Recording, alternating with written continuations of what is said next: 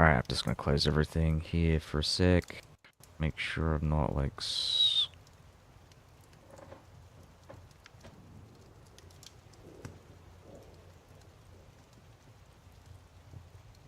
the computer is having problems running things.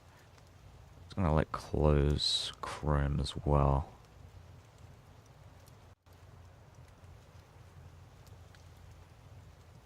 I'm gonna like maybe take a small toilet break just to let everybody like catch up and join in. Um, Hopefully Chrome stops like lagging my computer here.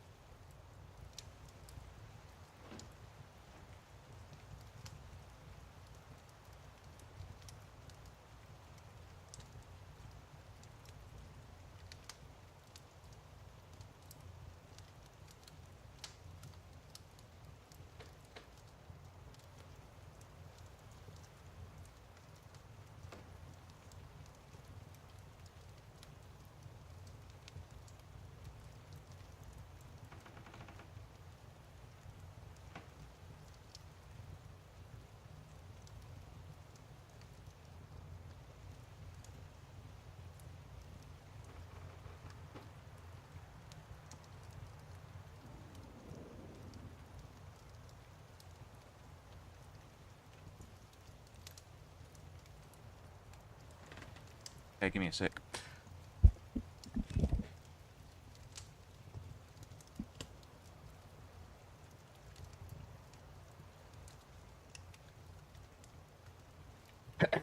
Alright. Where was I? So I'm still respawning my levies here. Because I lost a lot of these guys fighting Hungary.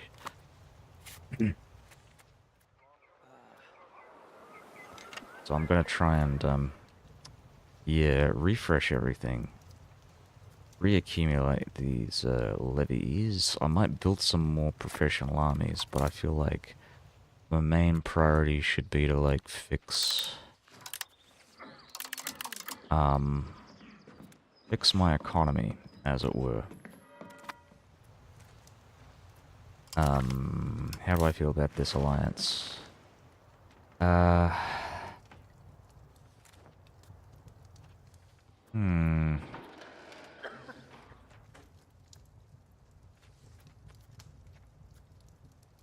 I'm going to decline it for now.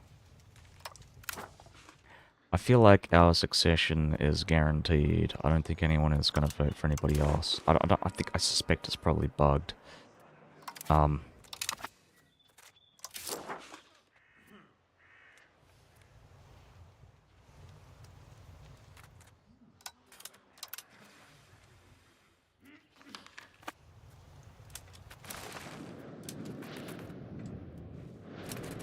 Oh, is there anything to do with stability? This is something I want to look for.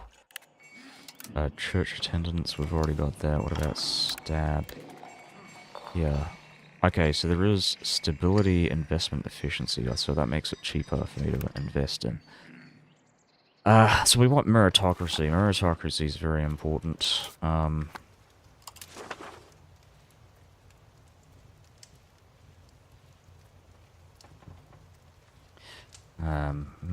Okay, it's only just spreading from the east here. Everything else seems to spread pretty fast to the east, but to the west it's like, oh my god, it's so slow.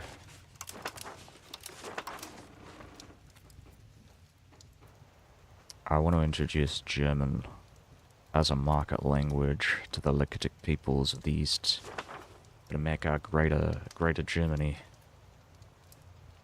greater Holy Roman Empire. You know what? I think people did refer to the Holy Roman Empire as the German Reich. I think this would have been in, like, I think after the 15th century. Or they'd refer to the Holy Roman Empire as the German Holy Roman Empire.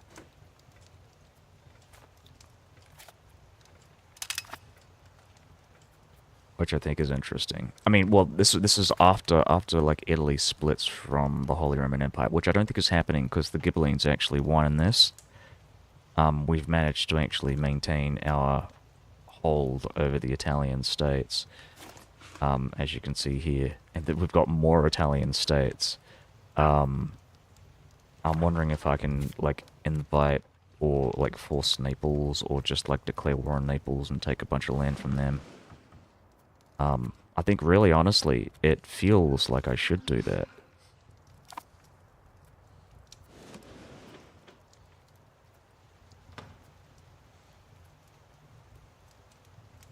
Provence is a part of the Holy Roman Empire as well.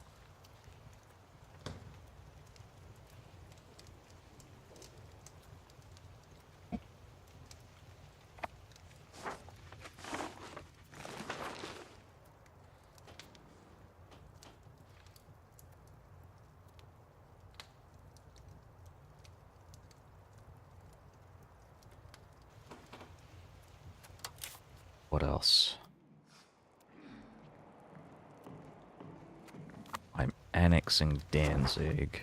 They are a part of the HRE. Does that count towards diplomatic capacity? Oh yes, another thing. My diplomatic capacity has increased.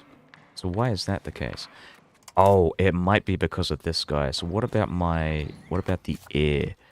Like, how is he diplomatically? Okay, not great, but not as bad as the other guy. I think his father, or his grandfather on his mother's side, was even worse. So this is a good sign here. I think I might be able to get an alliance with Austria.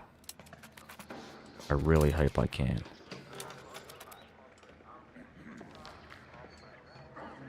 Oh, right, yes, because these guys are Danubian Bavarian. They haven't formed the Austrian identity because they haven't quite consolidated. But I'd really like to get these guys on our side. They're the other big power in the HRE. And I'd really like to consolidate my power of the HRE. Austria, again, like I said, big power, lots of levies, lots of professional armies. We can use this to our advantage where we're fighting France, who has a fair deal of amount of vassals here. Like, look at that. This is quite considerable. So they'd have about 100,000 troops here on their side. Yeah, so more than that. So about 140,000 against my measly, like, 50,000 currently. We're gonna get 80,000 with these guys. And my levers are respawning here. I might build some more professional armies as well. But again, I think my priority is to I think what I'm going to do is build some more irrigation. Irrigation. And probably want to start migrating some people to these towns. In order to get them to, like, work the fields. We're running out of peasants, is what I mean to say.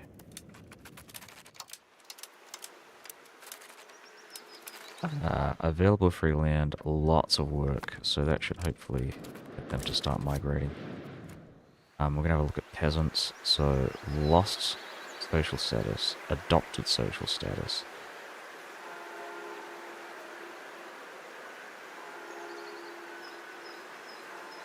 So we're getting births, but no...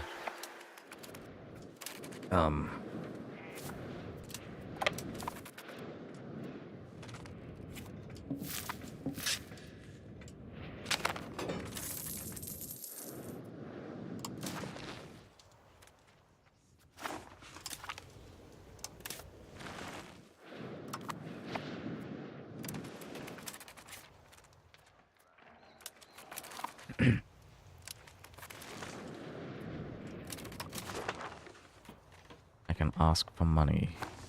Do I want to do that? Like, why? I mean, I might invite settlers, but I'll just show you what I... So this is the province where I invited settlers. I believe it was Kolberg. I invited settlers from the Czech lands, but there are no Czechs, and I don't think the population really increased all that much. It's still about 10,000, so it's a very negligible difference of 5, like, curry favors. 5 curry favors is half of a fucking guaranteed, like, war ally. So, like, what's the point? It's just, it's a waste of favors. I hate it. I hate it so much. It's such a stupid decision. I wish they overhauled it, changed it in some way or another. Like, I think there should be, like, more of a commitment as far as, like, you know, the pops added to you know, my pool of pops here. I need more people.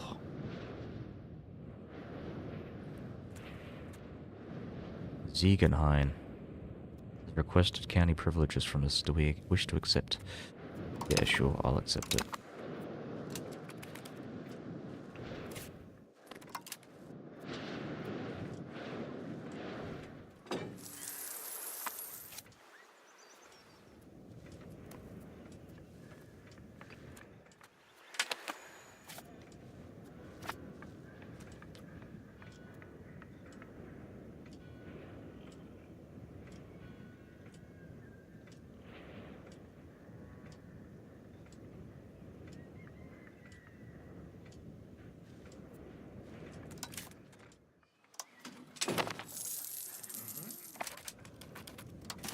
Masonry for the coal market.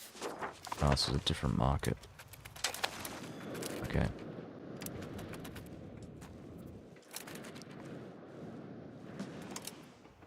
Right, so this is another thing. I changed the culture of Holstein, but they are not using their ministers to actually assimilate these pops. This is all passive conversion. But I'm not entirely sure if I'm convinced it's a good idea to do that.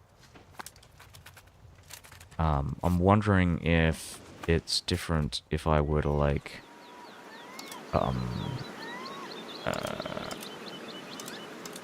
change the subject from fiefdom to dominion, for example. Can I do that right now with any of these people? Oh, right, no, I cannot. I cannot change to a dominion because, and I just realized, because I'm in a regency. So I have to wait for another couple of years before I get the option. But I'd really like to be able to do that.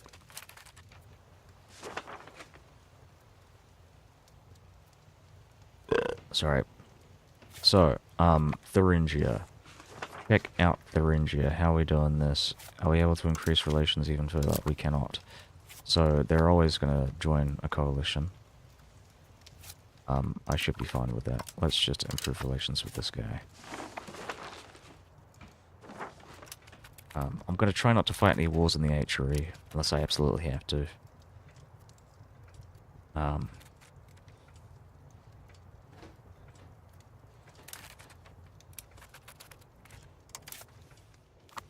Let's see if maybe I can, like... I can't create Casus Belli in any of these people. What is Imperial Ban? They hold Imperial land, it must be liberated from them. They don't hold Imperial land, do they?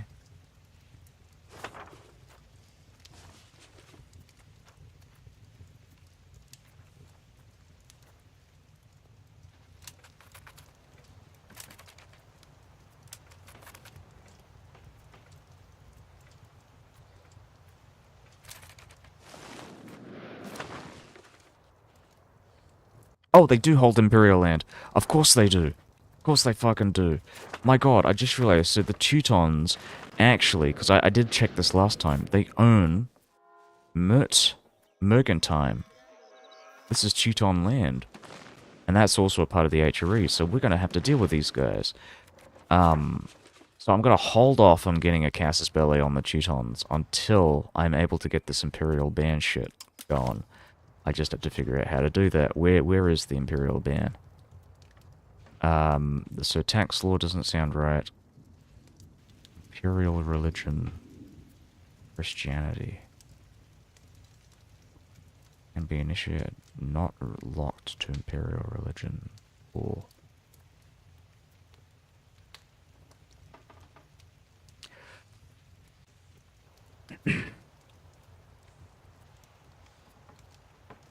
Right, so I can't change from Christianity. I kind of had the, I thought it was implied that you could maybe potentially change the imperial religion to something else, but... maybe not.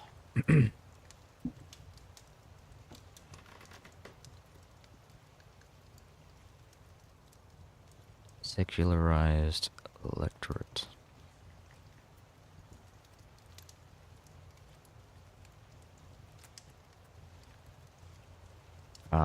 You know what? I don't want to secularize the electorate. I think I like the bishoprics. Electorate organizations. So, I see. -2,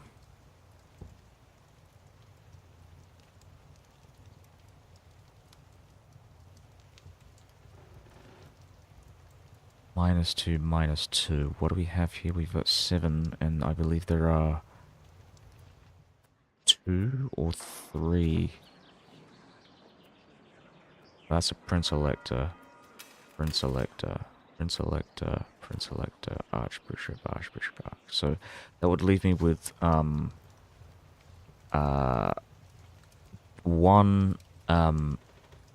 Archbishop and 4... wait, hold on, sorry, and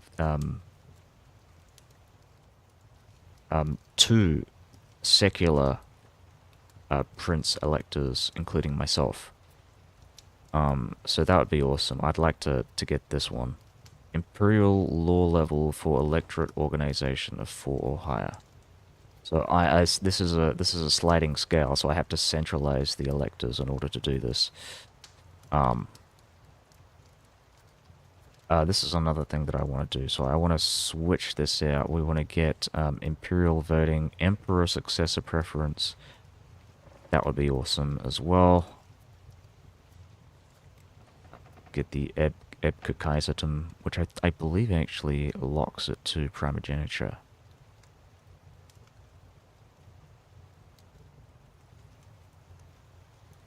So this is one of the ultimate goals that I have here. 3 or higher. Oh, I can't see the conditions, right? But I'm assuming I have to, like, this is a sliding scale. Like, I have to progressively get to the end there. Which I like. I actually really like that system.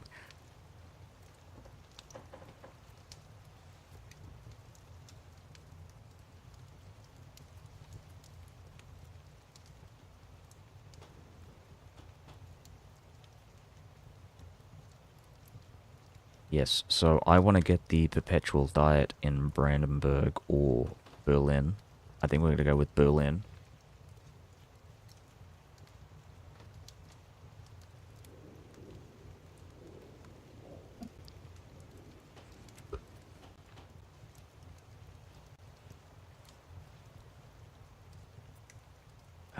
Tricameral imperial diet.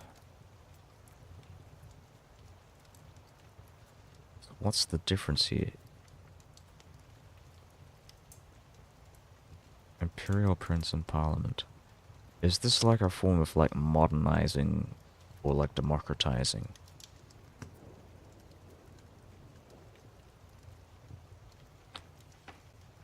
Okay, yeah, clearly it's not. It doesn't seem like so.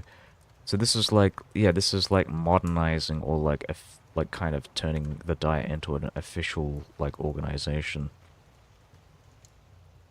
So tricameral. So think of like a democracy, right?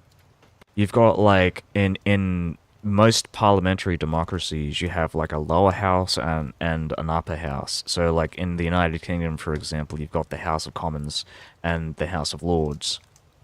So that is technically that's bicameral parliament. I'm using Britain as example because that's like the kind of that's the original, you know, constitutional parliamentary monarchy.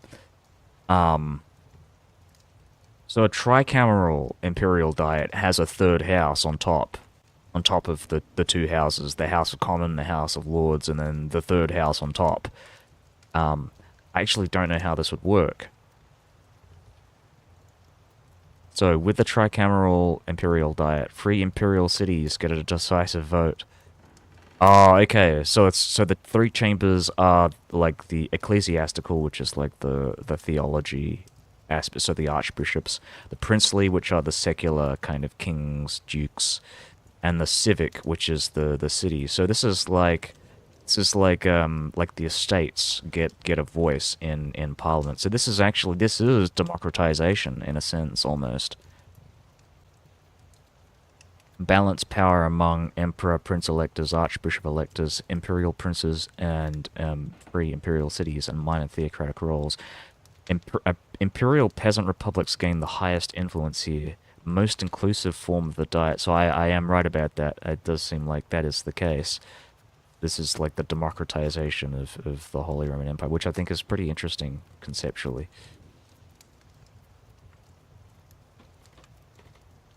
Bicameral imperial diet expands representation by granting voting rights to ecclesiastical dignitaries and prince electors, princely rulers alike.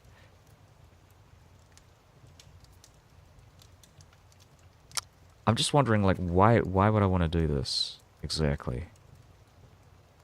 So what is the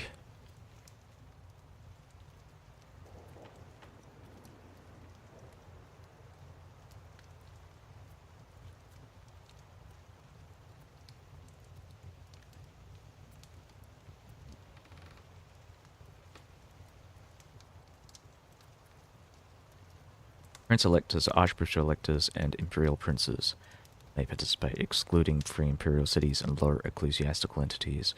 Strong voting power for the emperor, prince electors, blah blah blah. So then we'll look at this. Imperial prelates gain influence. 3 imperial cities and imperial peasant republics. So really, honestly, as the emperor, I want the traditional diet, or like early imperial diet, because I don't want more people getting votes because I'm an autocrat. So I'm probably just going to keep it on imperial traditional diet for now because I am a dictator, as it were. I like to see myself as the supreme Augustus of the imperial the Holy Roman Empire, even though I'm not yet. Um, so the Landfried. So these are, I believe this is for the military reforms. So we're just going to institute the Landfried, land peace. No, so this is something to do with, this is like internal disputes. Right, so we can stop internal wars from happening, which is a good thing, I think, ultimately, because we want more imperial power, and the best way to do that is by stopping. Well, one of the ways by doing that, it's not the best way, but one of the ways by doing that is to stop HRE members from attacking each other. But ultimately, I do want to establish the outlaw of internal warfare. But I feel like there are other better ways to do that. But I do like getting stability, investment, efficiency. This is really great. 40%, like, why not? So we're gonna try and head towards that. That is a really cool thing.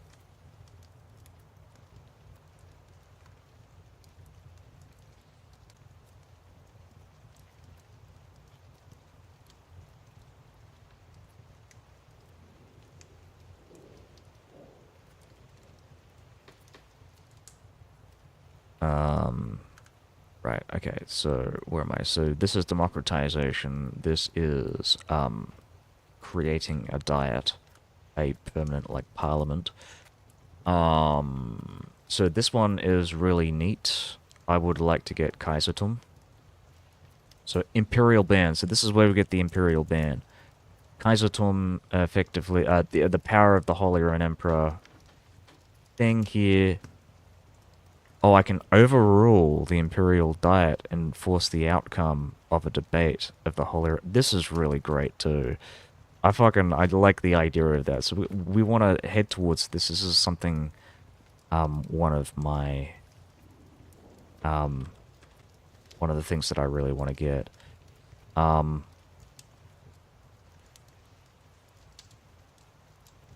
was thinking about getting pragmatic sanction. I might in the future.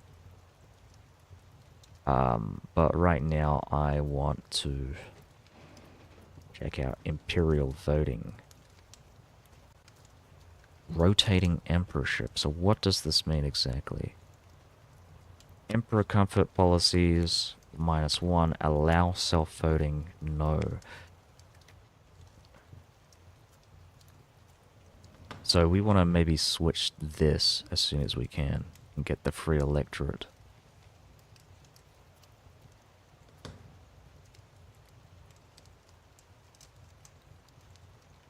Oh, maybe this is one of the reasons why people aren't voting, because they want to vote for themselves, and they can't because this is illegal. So I might want to keep this because that effectively means if nobody's going to vote for themselves, then I become the emperor by default. I think I'm going to keep this one.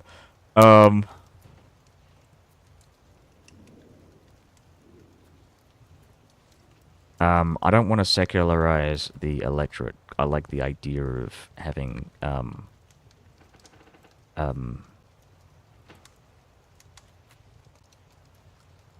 you know, the bishopric, the ecumenical aspects, let's call them the Romans, in our, parliament.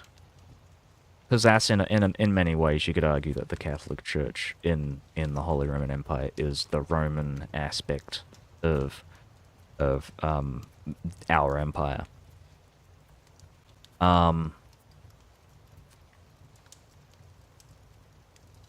Free cities, right? So free cities determines how free these cities are. So the further right you go, the more authoritarian, and the more the less rights they have. So direct imperial cities implies that these cities are effectively managed by the emperor. And the further back you go, free cities abolished just means that they just don't exist. Okay, that's interesting. I didn't realize that was a thing. So unprotected free cities. Free cities are no longer protected by the emperor. Okay. cities of the Holy Roman Emperor. Free cities are now imperial free city subjects of the Emperor. And then we go down here, direct imperial free city subjects. Okay, right, so these are different subject types. Okay, that's interesting. So what's the difference between the two? I'm going to take a screenshot and just kind of like overlay it and see what the difference is. Give me a sec here. Because I can't really tell off just from this. Okay, there's a lot more to this. Hold on. Oh my god. Okay, so I will... there's also this as well. Okay, and direct imperial cities. Wow, that is a lot. Okay, so rules.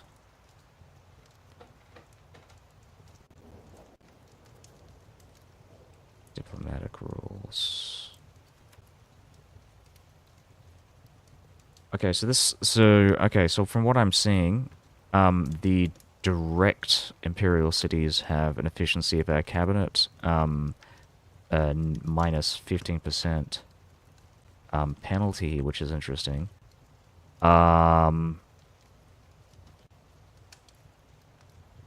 Diplomatic rules. So a lot of the stuff like food access, that's something that's shared with the Emperor. Subject is allowed to create their own subjects. Subject will join. So direct imperial cities will join the Emperor in their wars. So that's diplomatic rules. What about building rules? No difference. Annexation limits. Okay, so it's easier to annex imperial cities with direct imperial cities thing here. Okay, I can so here's something I can understand why you might want to keep normal imperial free cities, because getting the minus 15% efficiency is actually kind of bad. I mean, it's not terrible, but if you're not intending to annex your imperial cities, then you might as well keep imperial free city like that. But I mean, I think personally I'd still go with the direct imperial cities, because it gives you an emperor comfort policy, which gives you what you need for the power of the Holy Roman Emperor. So if you want to increase your power, you probably want to go direct imperial cities. There are only so many ways you can go about getting emperor comfort policies, so I think that's just one of those things you want to go for.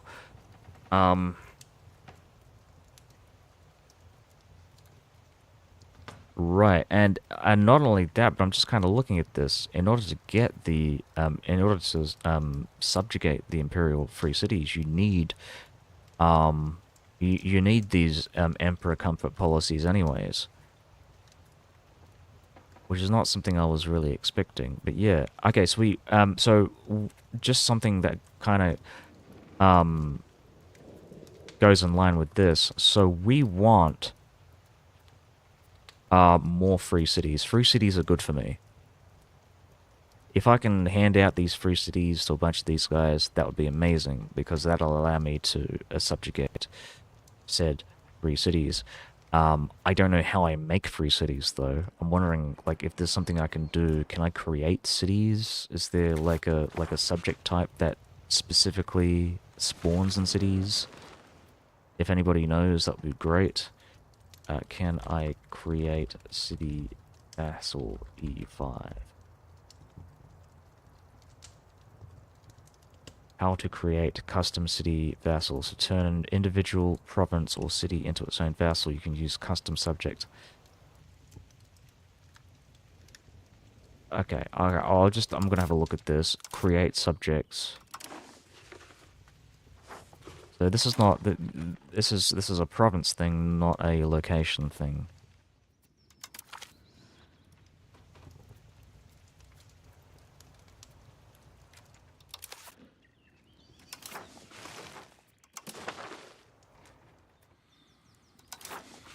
Okay.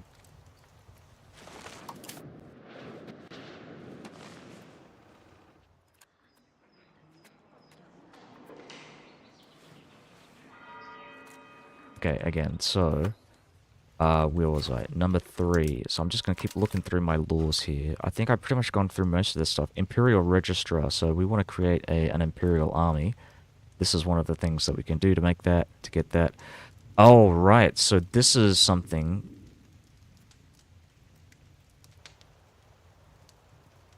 Right. Okay, no, my bad. Okay, no, I'm misreading this. So in order to get number 5, you need number 4. So this is like a sliding scale. Once again, you gotta like get this law before you can get this law, before you can get this law, before you can get this law. So, we don't have no like military contribution from our subjects in the Imperial, Holy Roman Empire. I would like to get that, but that's not really my highest priority right now. Imperial tax would be really great too. So unlock contribute to organization treasury.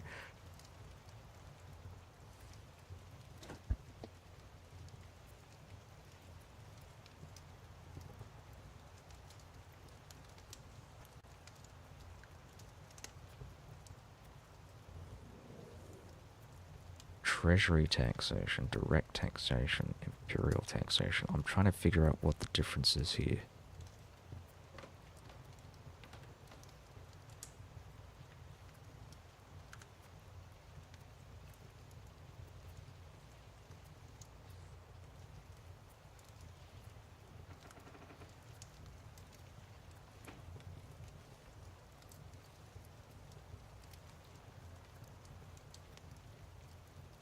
Oh, does this mean that I get money from...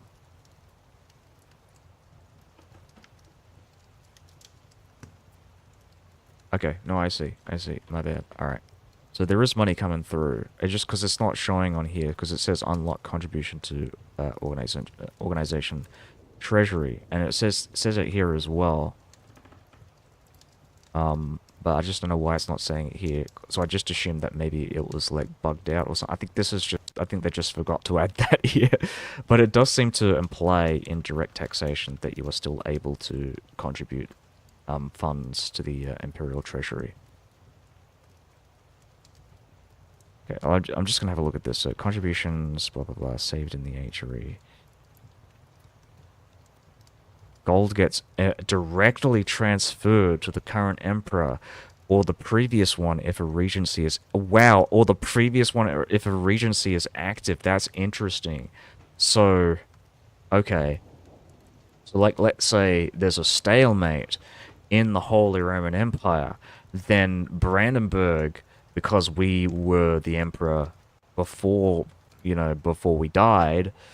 we would still get the imperial treasury in that situation. The amount of contribution demanded increases with the higher imperial authority. I think this might be one of the things that I really want to get. That I want to get in the near future. Like imperial taxation sounds like a really great idea.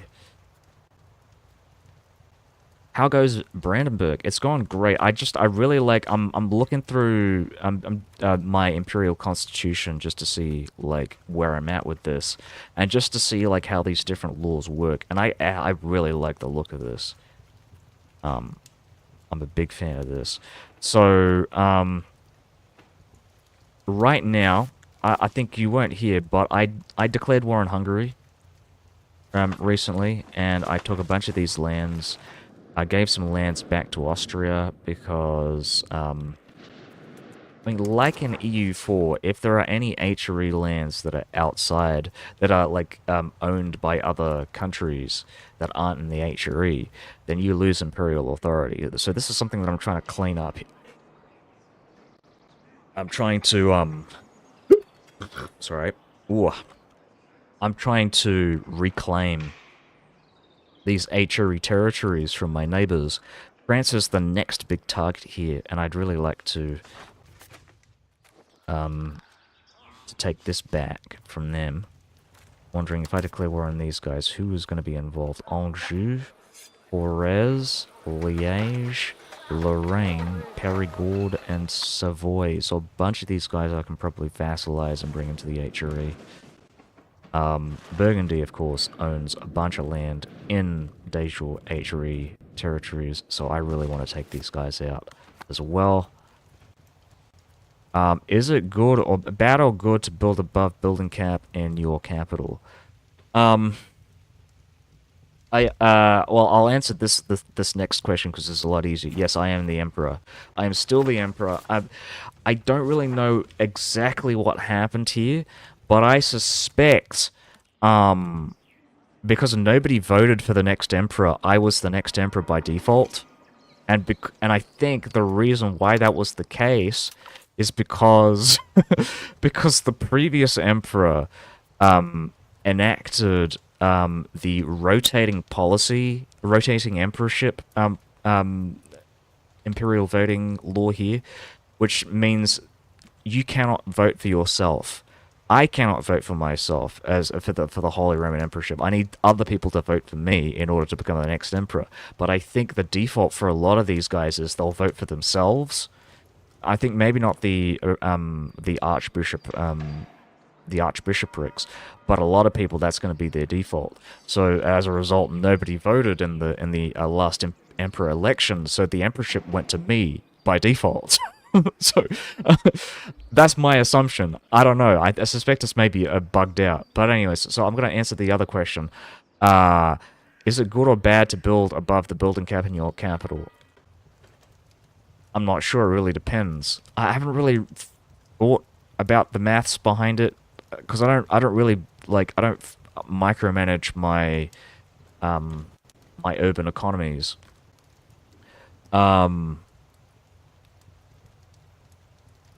My answer is I'm not sure.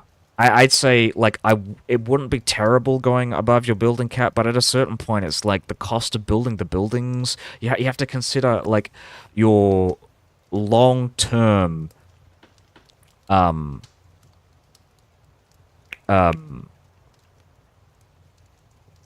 cash output, right?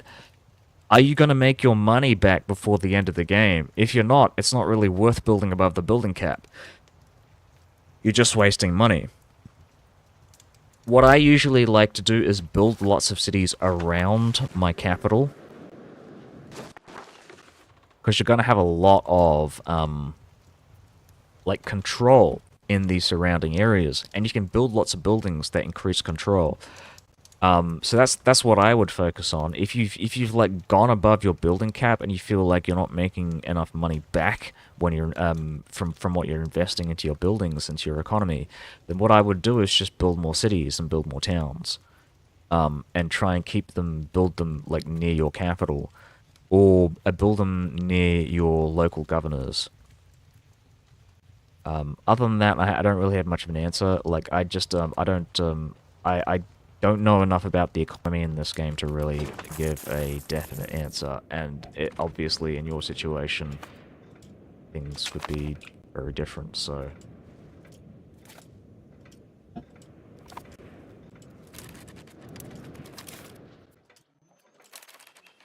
I've never really been, I don't like micromanaging in Paradox games, because it's too much work.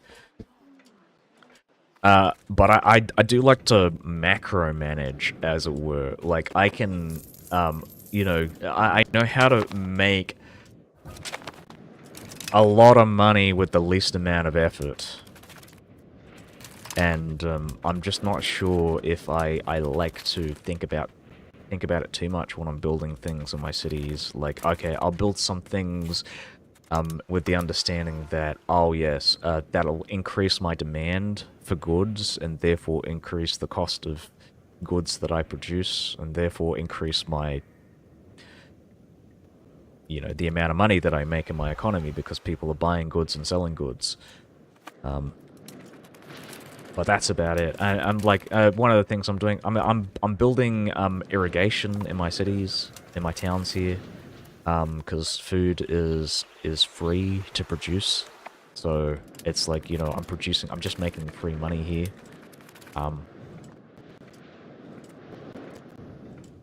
Plus, I think producing more food in your towns increases your population growth. You've urbanized quite a lot around the capital. Don't know if you should prioritize building inside the capital or not because it gives minus migration. Don't know if that is a factor to take into account, or the amount of population rising from the food is way more. Oh, yeah, that is something that I hadn't really considered. Yeah, well, the thing, I don't know. Like, again, that's another thing that I haven't really micromanaged. But like, I think mainly because of that, I feel like population growth in this game is very slow. So maybe taking that into account, maybe you shouldn't go too far above building capacity.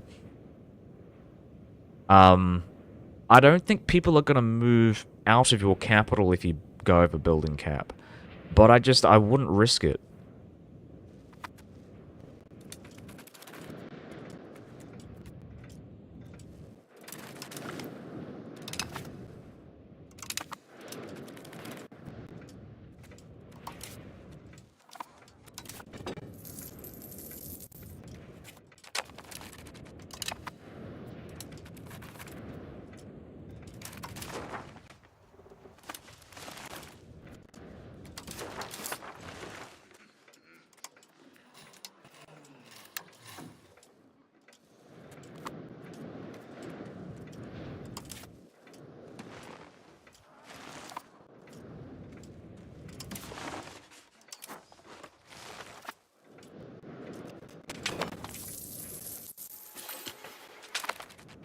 Cabinet has finished integrating Stolp. Awesome. So we can now use our ministers for other things. I would really like to build a city in Berlin.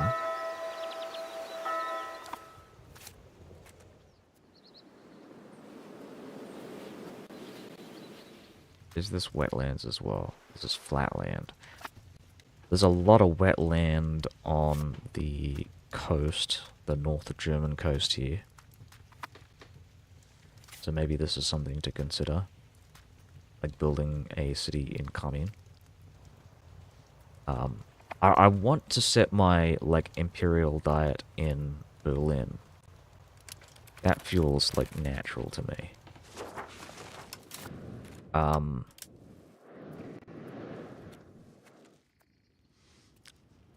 Being Brandenburg, obviously, or placing it in Brandenburg. Like, you know what? Like, why not place it in Brandenburg? That also feels like, I mean, we are Brandenburg, so yeah. But we will be Prussia in a bit, so our national identity will change. It's not going to be like an urban-based polity.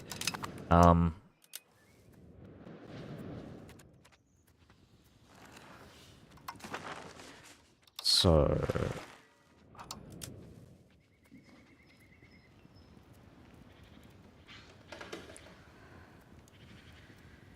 I mean, maybe improve relations and diplomatic reputation.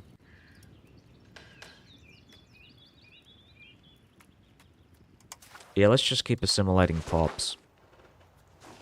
So I'm looking for this guy here. That's perfect. What are we doing for our assimilation? We're doing a lot of pop assimilation. That is great. Yeah. Awesome.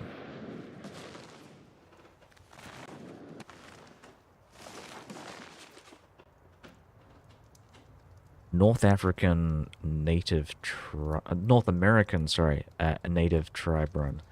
I have not. You know, I tried doing that in EU4 and I thought it was really boring, so I don't think I'm going to do that anytime soon.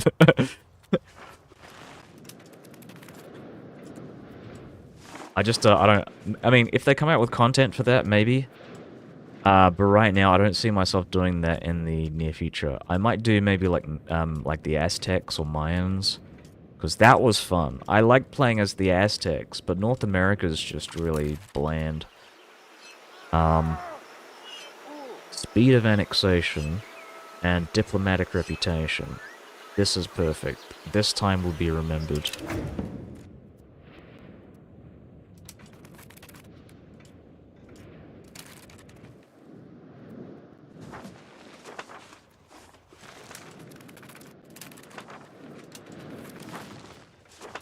Looking at my ops here as well. I'm gonna change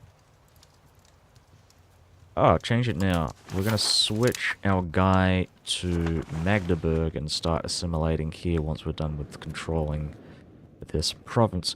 This shouldn't take us too long to assimilate. I mean, I'd maybe say in a year at most.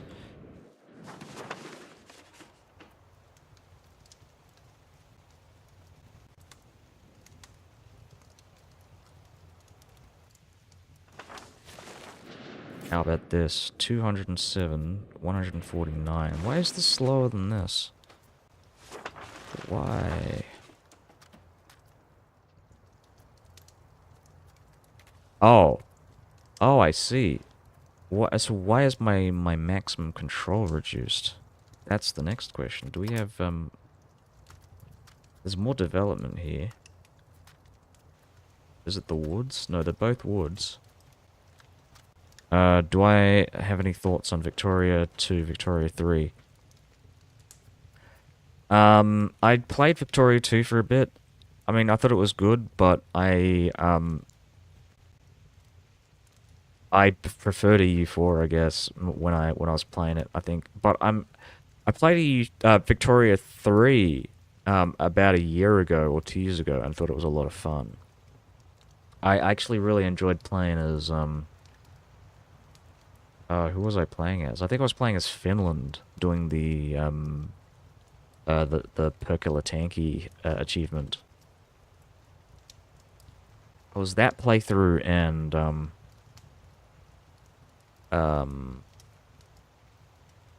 Russia was a lot of fun. I'm trying to think of the other one that I played. I did like a big run as I think it might have been the United States.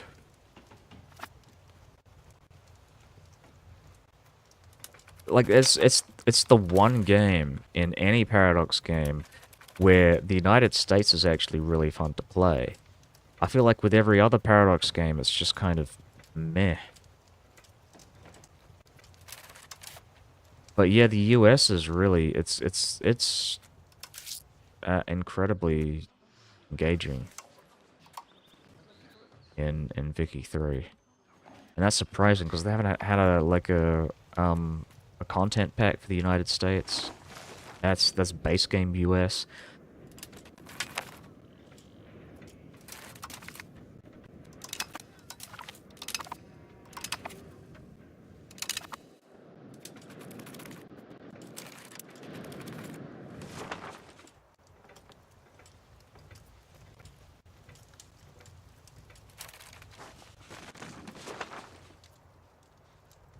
But I personally, I do prefer this to Victoria.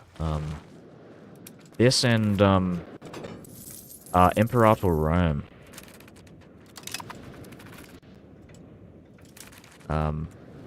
Because they're a lot more like EU, a lot more similar to like Europa Universalis. I much prefer the, you know, army system in this to fucking Victoria 3. The war system, it's terrible.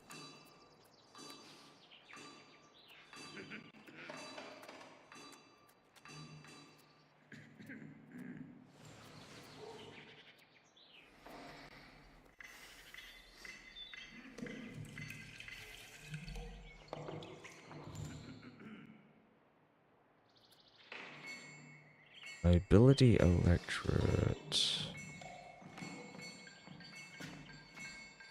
Elective succession. That would be very interesting. So we'll have like elective succession in Brandenburg, but also elective succession for the Holy Roman Empire. Yeah, Imperator Rome is a lot of fun. I would highly recommend that one. I mean, it had really bad reviews when it first came out, but I think ever since 2.0 came out back in 2019, I think that's like effectively what EU5 is based on.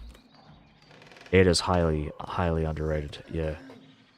Oh, like, everybody who's played fucking Imperator Rome says it's like one of the best games in the franchise. And I completely agree with them. It's really great.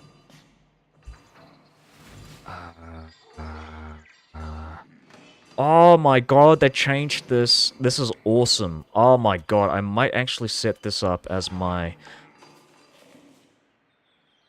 next law. I hated the nobility laws, the rights of the nobility before. But now it's like, I think I might specifically go for it. I think it was released too soon at the time, possibly. I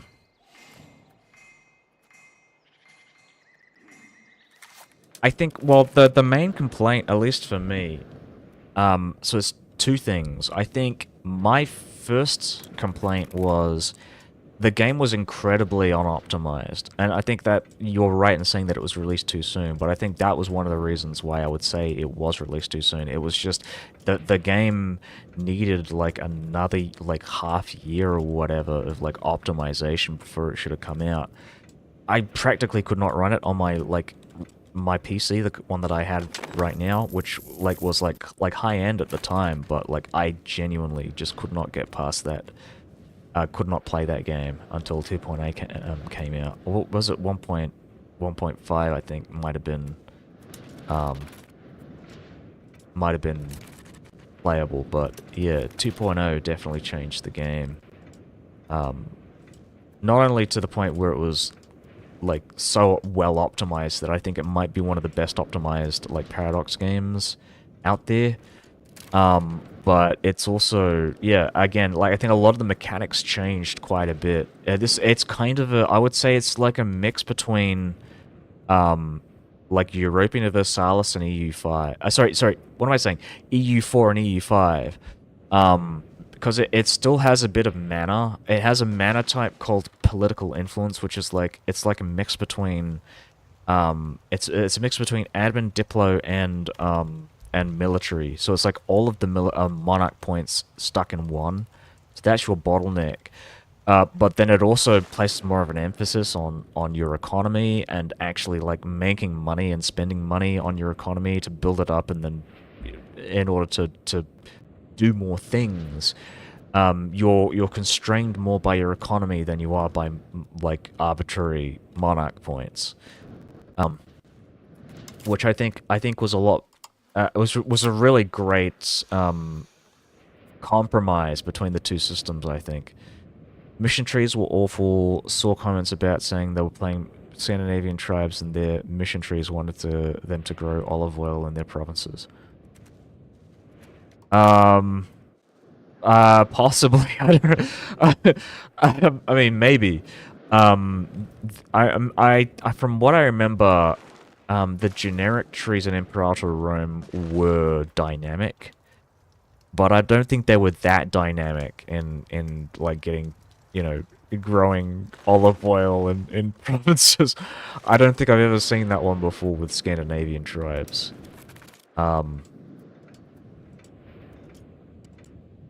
Honestly, I actually really like the generic mission trees in Imperator. I think they're a lot better than the ones in EU4. Simply based on the fact that they are kind of dynamic. Like, I think they generate based on your economic situation, and they generate based on, like, your geographic situation, like, where you are. So you have, like, I think you have, the two generics are, Conquest and Infrastructure. So the Conquest will give you Casus Belli, based on like where you are, like, so it might give you like Casus Belli for the entire province of Gallia or whatever, or like Transalpine Gallia. So you'll do the generic mission tree to do that, and then once you're done with that, you can choose between infrastructure, building up a Gallia, Transalpine Gallia, or by expanding even further out west or out east or whatever.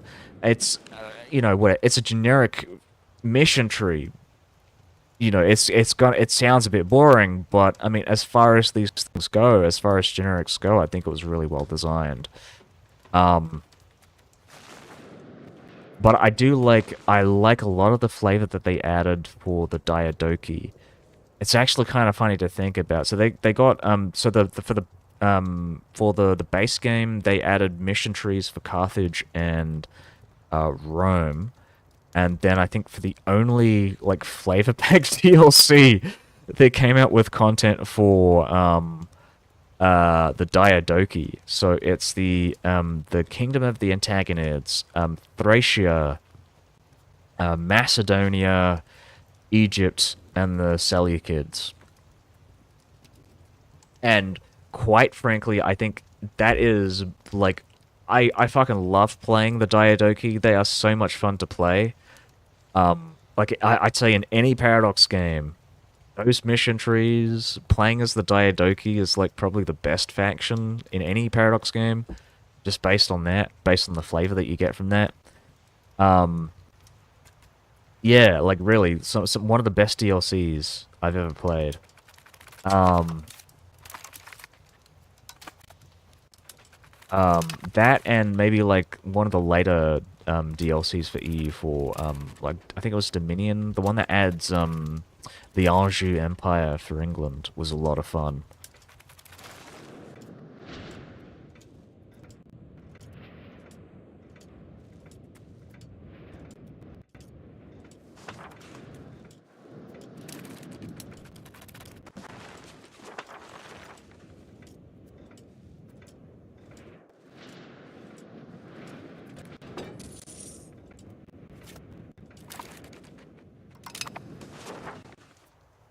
Would I consider doing a stream? Yeah, yeah, I'm thinking. Well, I'm thinking about it like because I still have a few achievements to finish off. Um, I'm thinking of playing like Numidia or like Sardinia for my next playthrough because there's the what's the achievement? It's to get um uh I'm trying to remember what the achievement was. I think it might be building great wonders as a Chalcolithic, um, like pre-Indo-European nation.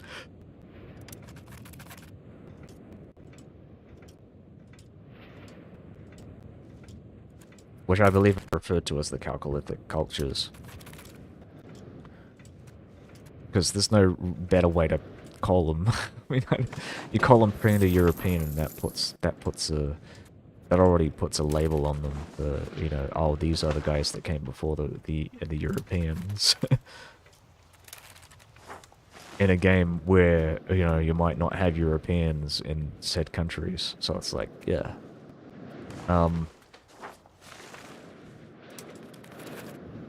But I think Sardinia would be interesting because um, I think, and a lot of historians and archaeologists think that one of the sea peoples. Have you ever seen the Odyssey? I haven't seen the Odyssey, but I've heard that there are the sea peoples in the Odyssey movie, which I think is really great. And the sea peoples are essentially they're like the people that destroyed the Bronze Age societies of Egypt, Assyria, Babylon.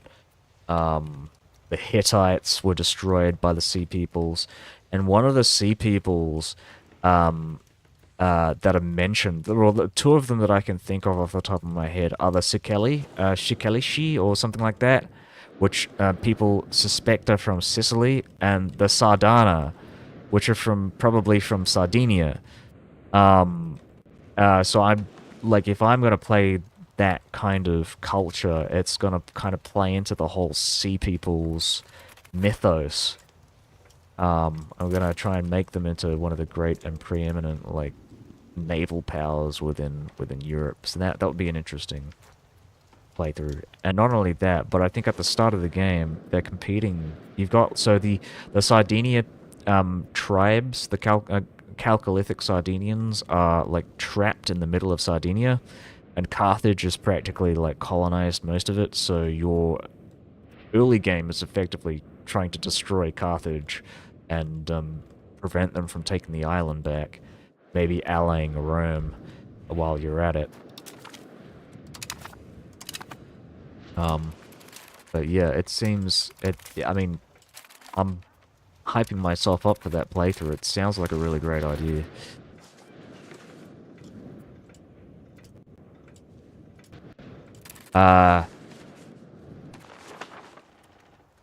So what are we doing? Improve relations.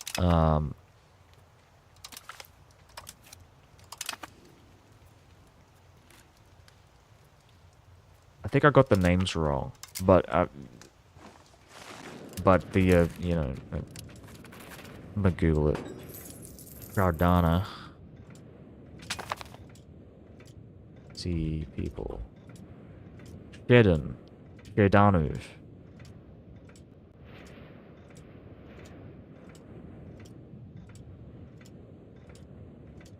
Shedana. Let's see.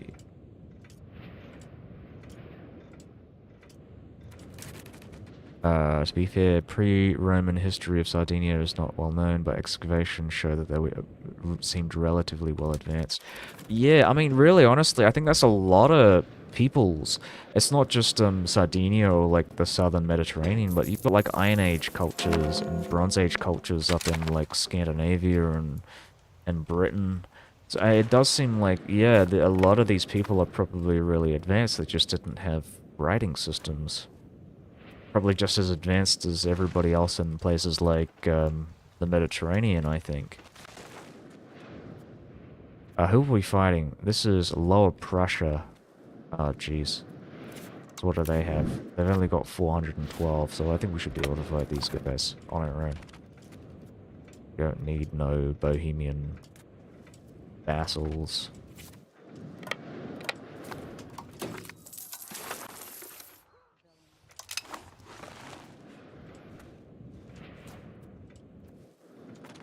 Destroy these peoples.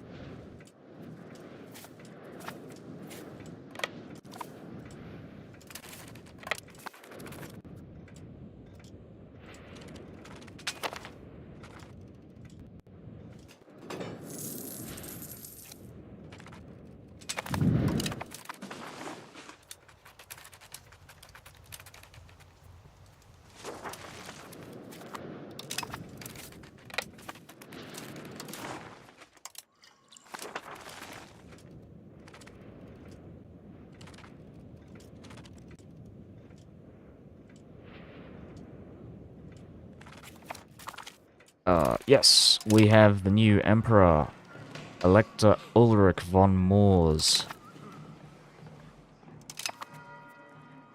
And then we get the extra Imperial Authority.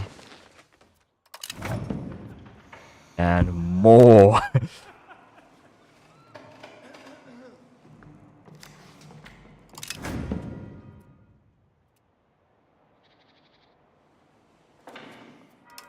I'm just gonna look through these again. I want to see if there's anything that increases my Imperial Authority. Do I get anything from this, or... They can never be annexed, do not give any benefits to their overlord, but they cost no diplomatic capacity and can be turned into direct imperial cities. Da-da-dun.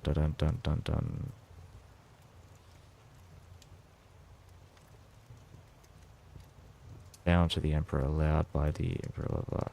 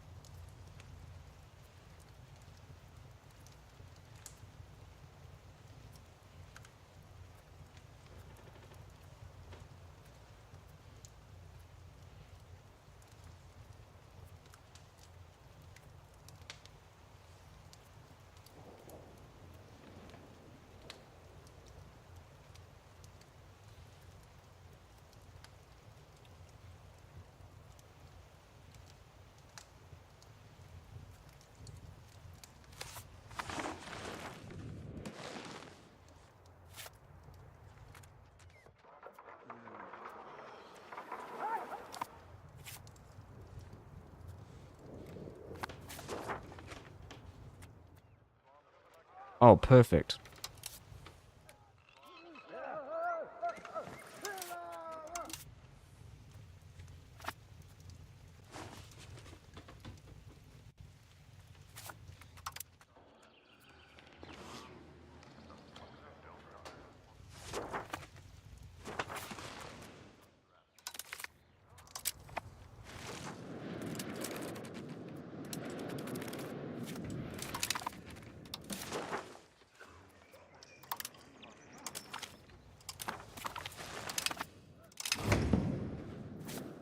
Glory to the Roman Empire.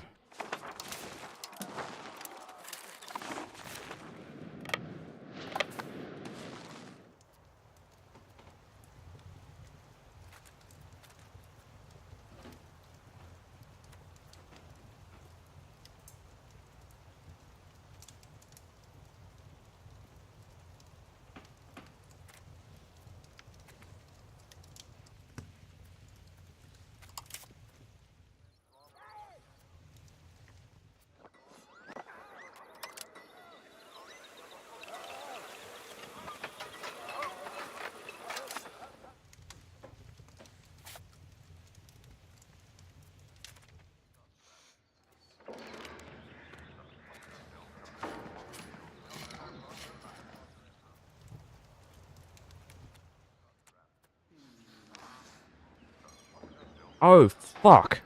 Right, I lost my personal union with this fucking guy.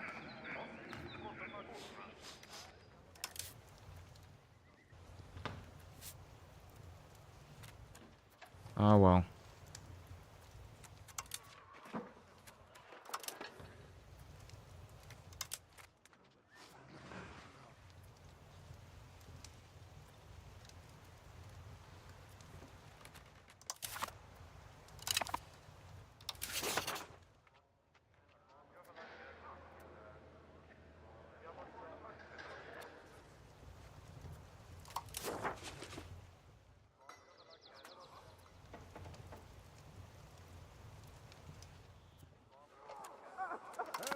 Hmm.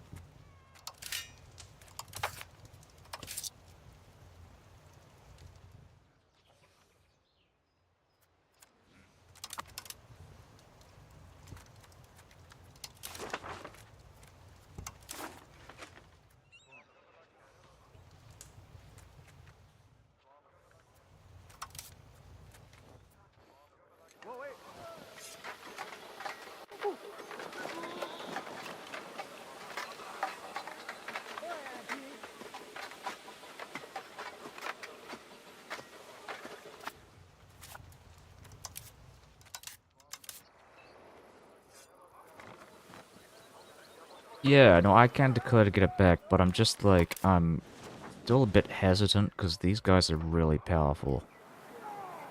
They've hired lots of mercenaries as well.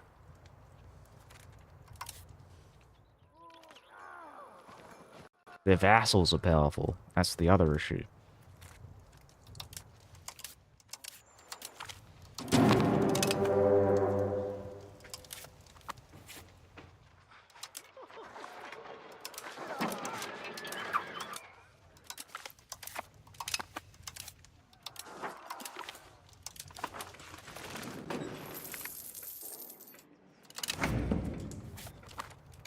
Oh, you're asking can I declare to get this back? I'm not sure. I don't think so.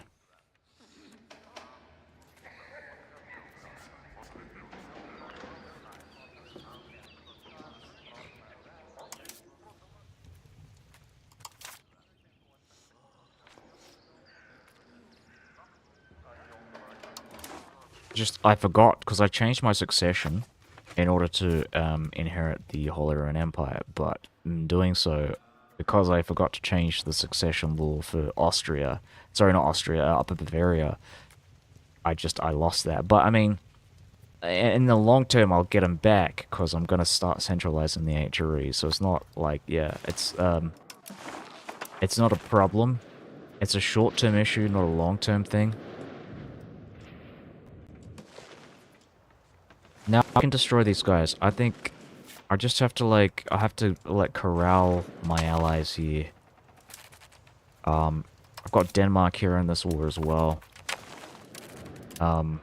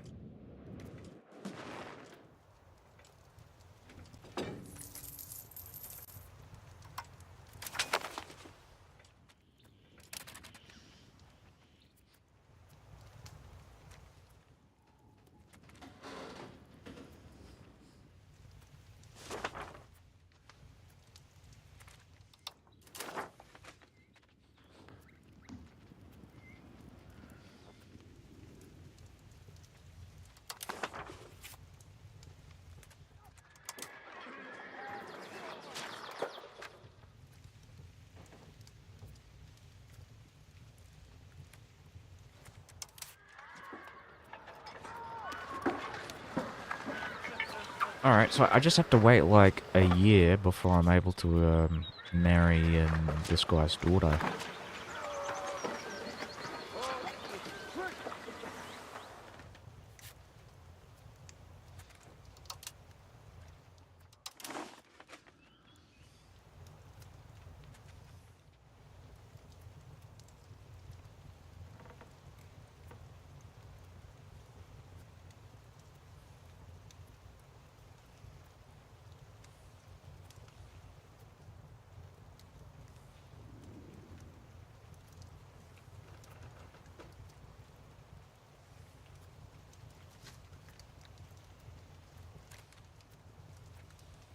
Oh, this is actually not too bad.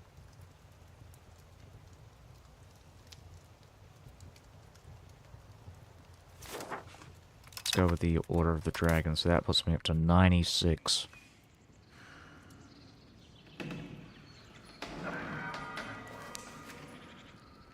The buildings are cheaper, and proximity is more efficient.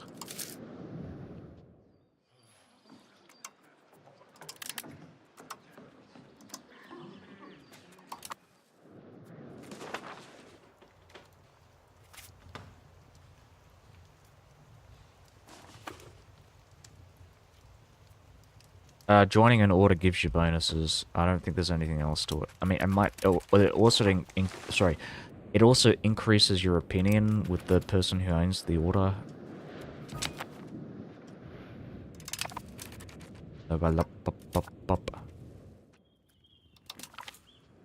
Felice the Upper Palatine Forest. Do I want to give it to this guy? This guy was in prison for a bit because he was I think he was embezzling money. I think he might have been a bit corrupt there.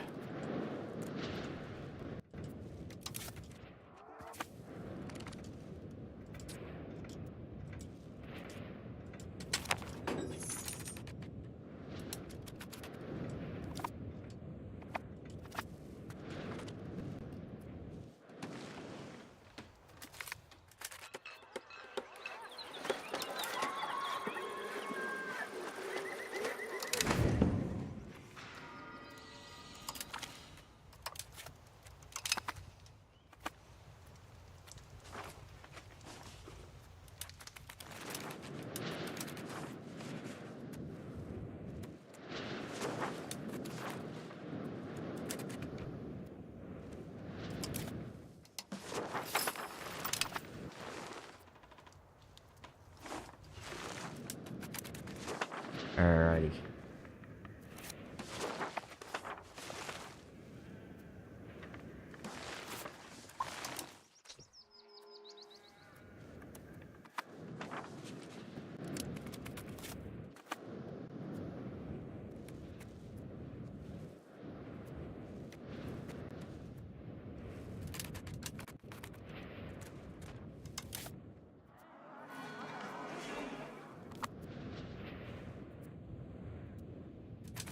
Um, so I'm trying to take this bit of land here. That's the war target, I believe. But my greater goal is to try and chip away at the provinces up here. So we want to form some vassals. We want to, yeah, just take their land. Taking back HRE territories. Yeah, that's the overall plan.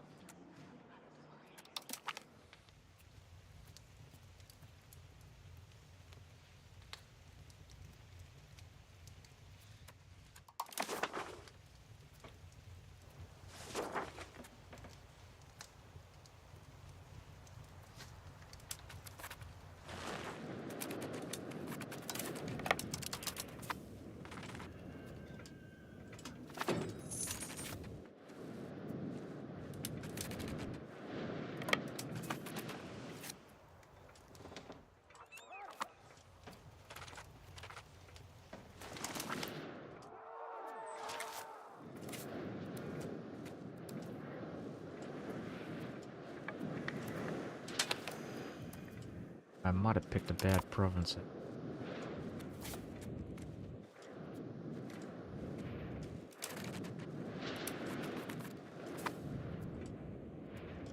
Is there an H3 map mode?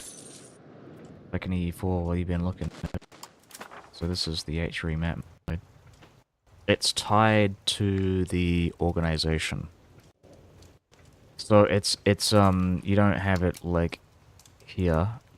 Just search it up.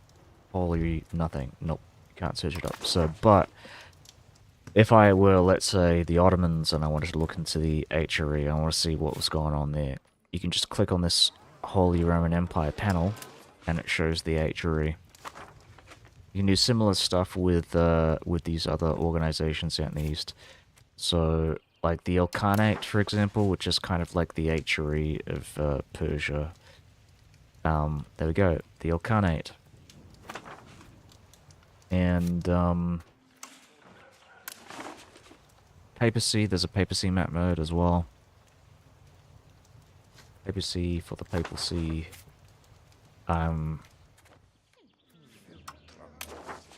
Patriarchates. So here's the Patriarch of Constantinople, which is funny to think about because there is no Patriarch in Constantinople. And he's a Serbian guy.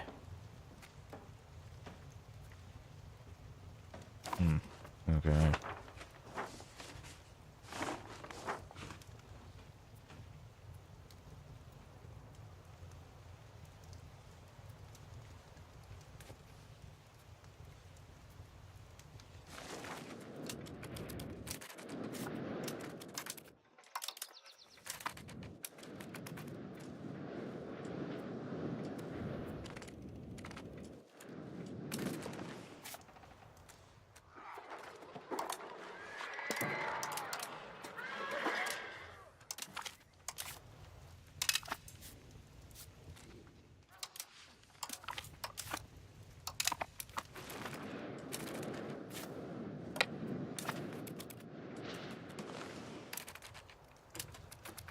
Yeah, it's funny to think that Denmark was willing to join our alliance, even though I'd taken a bunch of their land, in a war about 20 years ago.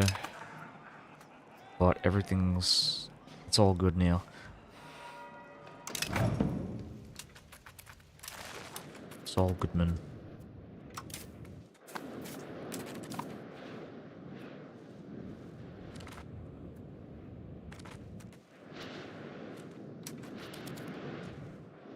Bringing Cologne into this war mainly because I wanted their food. And now I think we're going to start moving out. Checking out their war against Anjou. I mean, they're at war with a lot of people here. What's going on?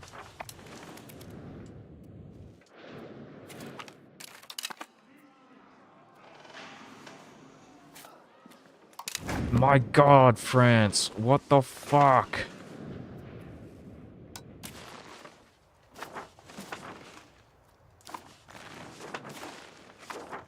So we're gonna release Bar.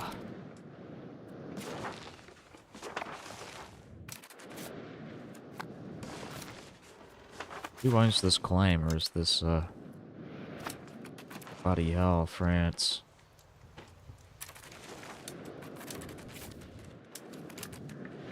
Oh my God. Bohemia, what the fuck? Okay, we're going back. Yeah, no, this is not a war that's, we can't win this war. Maybe we need to get, like, alliance with England. Maybe they'll help me out. France is just fucking painful to deal with. I mean, if you look on their page, they got, like, 80,000 troops. 88,000 troops, but it's really more like about 120,000 if you account for all their vassals, which is insane because I can only fight like their vassal one-on-one, but against the fucking French. Even with my allies, you can see they're not even participating in the war, but I don't know. I'm gonna try and build up my army, my professional army, and see if maybe that'll do anything. Get the Imperial ban as well.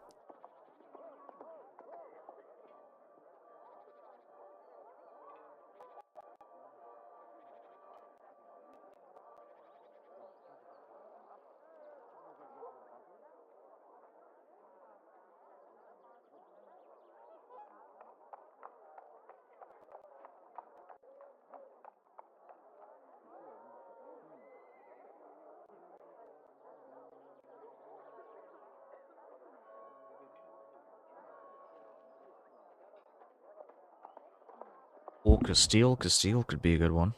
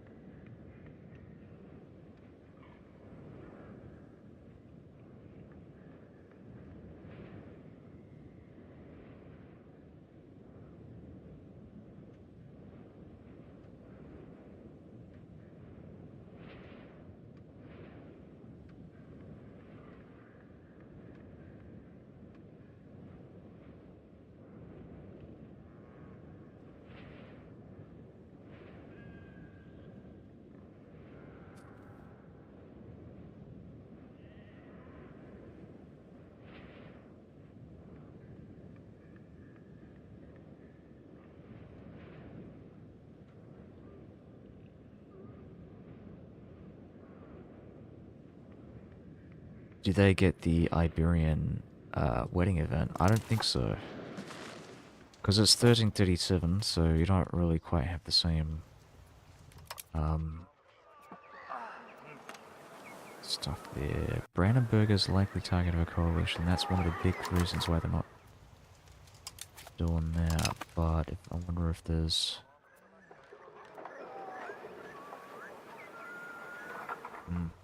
Okay, so this is another thing that I want to try and do. I want to get rid of these potential coalition members, and I don't want to do it through force. I want to be diplomatic about this.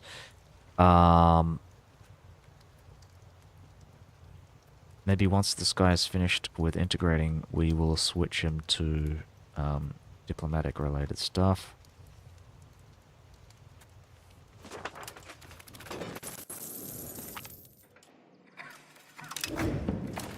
The Asa Circle Leader.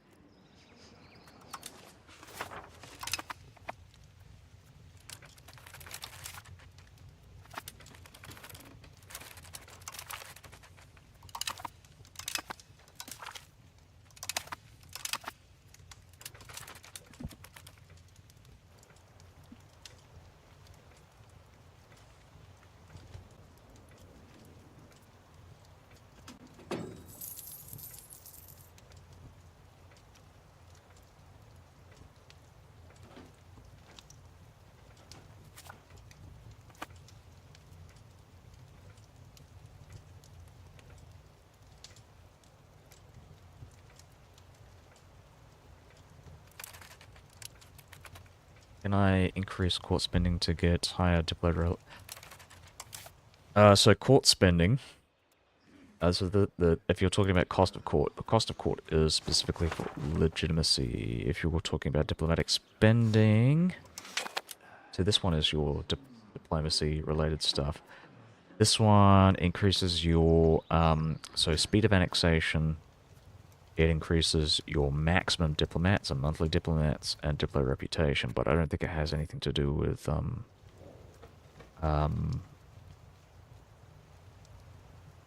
higher diplo reps relations. Sorry, I should say it doesn't increase your like cap. Diplo rep, I think, increases your chance of getting alliances. Just going to double check that. Does it? Right. So yes. So trust is one of the things that gives you like reasons for alliances, and increasing diplo reputation increases trust.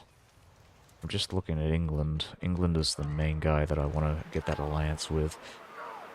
Brandenburg versus strength versus England. Positive opinion. England trust. I might try and increase my trusts. That increases it by 10. And I can keep spamming prestige to get it even higher. But bear in mind, that's 14 trust from 64.3. So I don't really know if, I mean, like, the main thing that's really killing me here is, the fact that I don't have enough, I don't have a high opinion of England right now. I'm currently trying to increase that.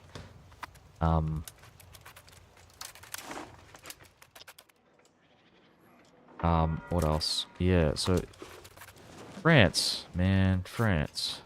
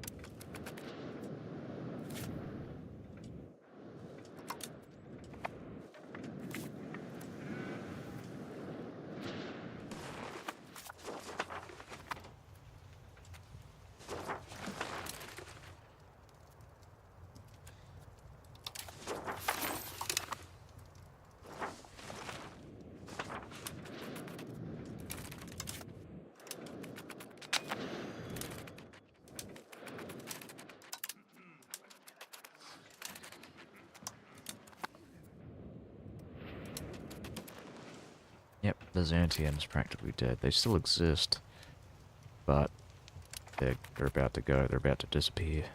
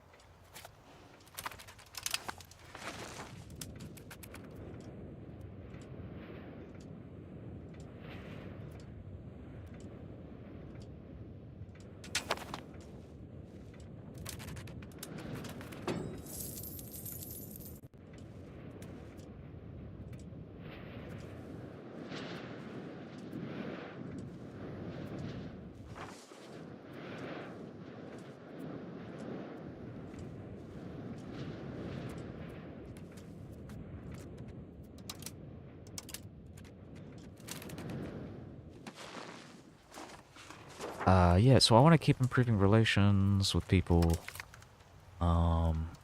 Just do it with Minden here, this guy here, this guy here as well.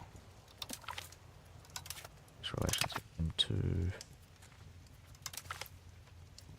Yeah, why not? Let's keep going.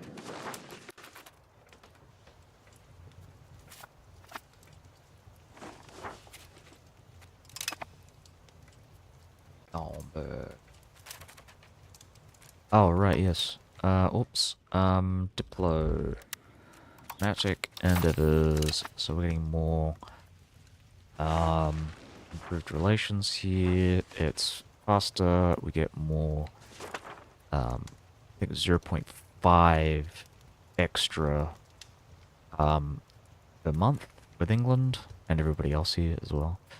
So yeah, good things all around. And while I'm here, I might as well start improving relations with Castile, because I want to get an alliance with them as well. And maybe even Aragon as well. Just get everybody involved in this war. I want to destroy the French. Stop them from taking my Holy Roman territories.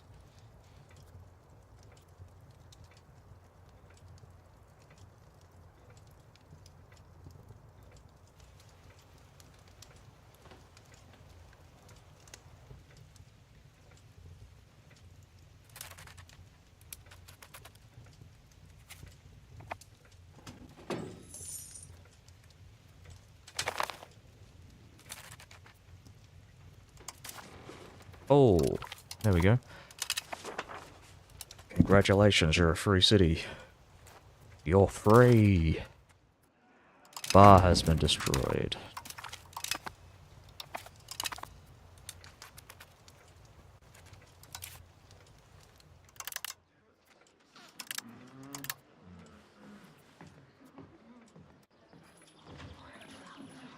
Hmm.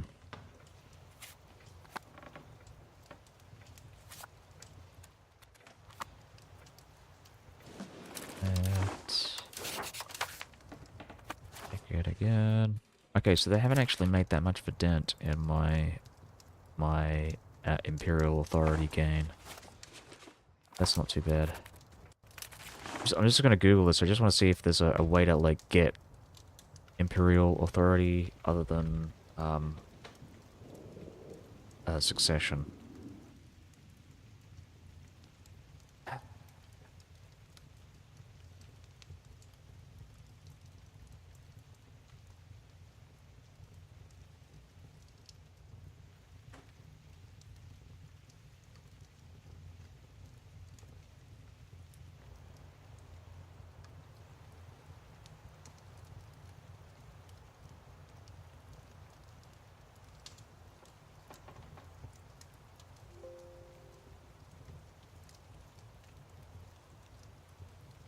Seal the golden ball. No imperial circles. That gives more imperial authority. Oh, so you get more imperial authority with the democratization laws. Though not much, so I might not consider it.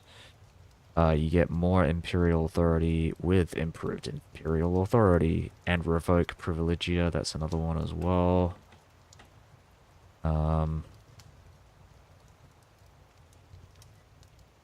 Yeah, so there's a lot of that. If I'm just gonna check this out and see if that actually is reflected in. Yeah. There we go. Yes, you do. You do get imperial authority that way. Doesn't seem... I think... So the wiki is wrong with this one. God damn. Seal the golden ball. Traditional electorate. That apparently gives imperial authority. But I don't think it does in the new patch. Expanded electors. Does not...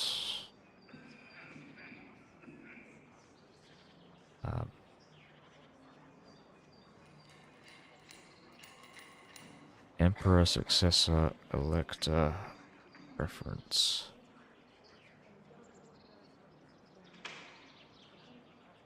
Revoke privilegia.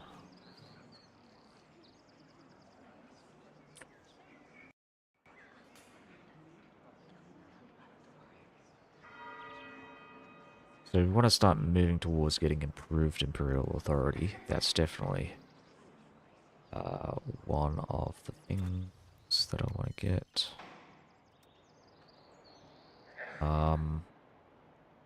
Tricameral imperial diet.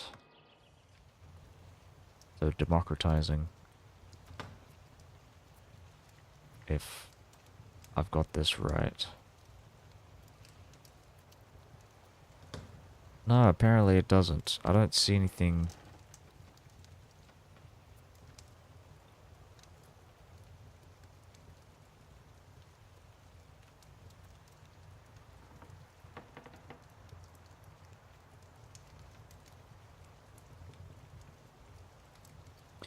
Okay.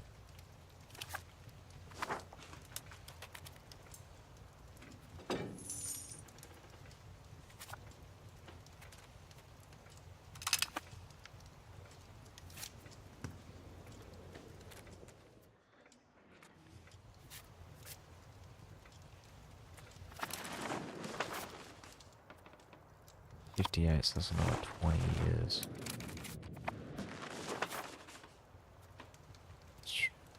49.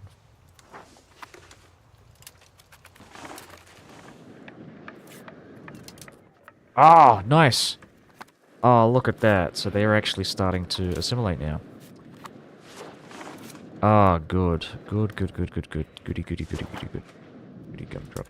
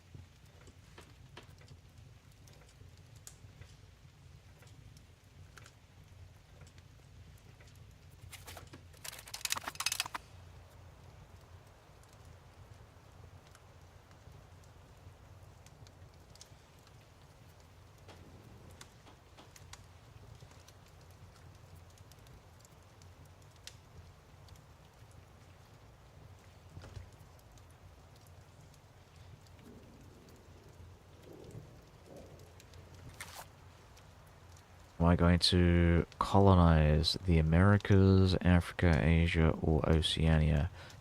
Possibly. I'm not entirely sure. I'm thinking about it. I mean, I kind of have to be like a bit... If I want to do that, I have to do that as soon as possible, because it does, it's,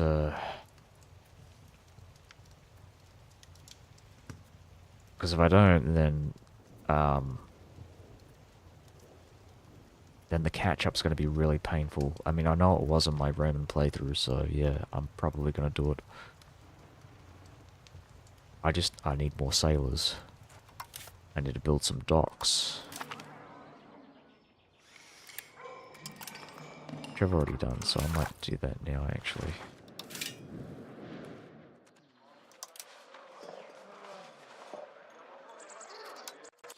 Build the docks. Are the French as tanky as they are in EU4? I think they are, yeah. But England's pretty powerful. When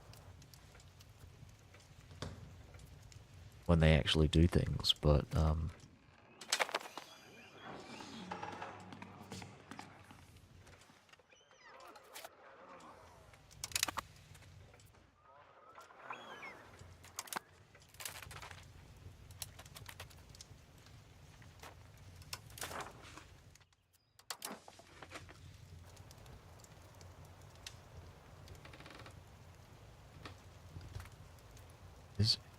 is a neighbor of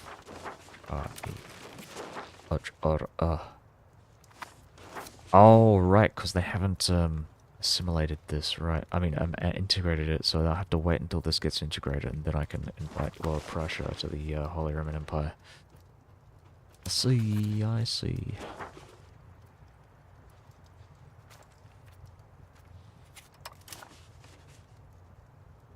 Oh, fuck.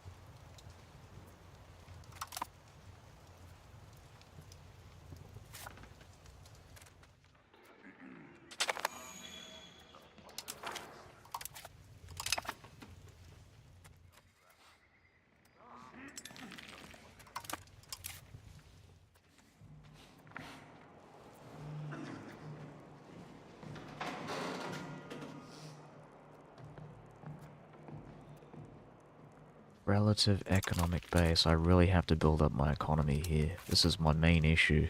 It's the reason why it's so expensive to get these alliances. I need more money. Sea of Cabinet. That's not good.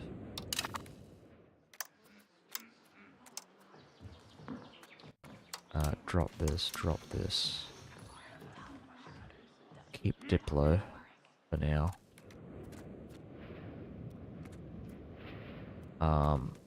Why did I increase this again?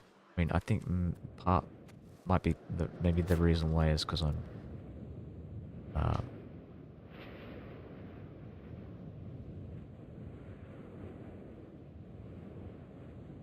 coming back onto Imperator. They changed it the last time. Last guy you watched played as British tribe and conquered British. Oh yeah.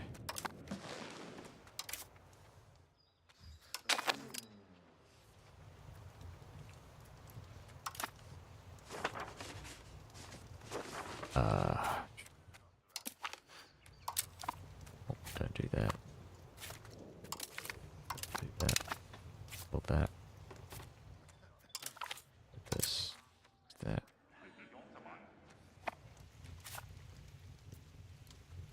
Oh, perfect. Improved relations with Brunswick. Brunswicker.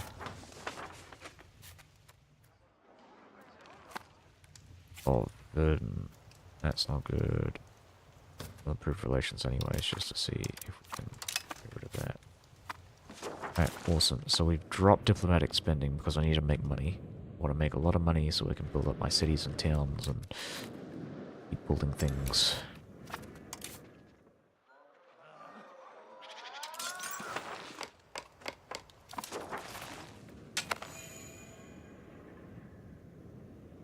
Latest British tribe conquered the island in the span of 20 years with absolutely no repercussions. Well, I think... You know what? I have actually done something like that in 2.0. So I think I was playing as like the Iceni, I believe, and conquered the British island because there's an achievement for getting that done in under 50 years.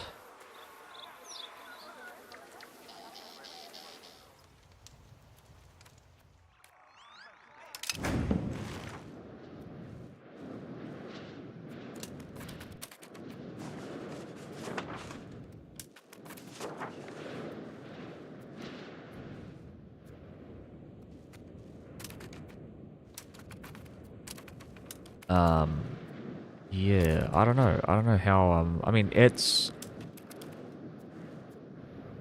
I wouldn't necessarily say it's easy, but I think from what I remember, like, Britain is a fairly, like, homogenous country, like, culture-wise, in Imperator, so I think that might be the reason, one of the reasons why it was a bit easy.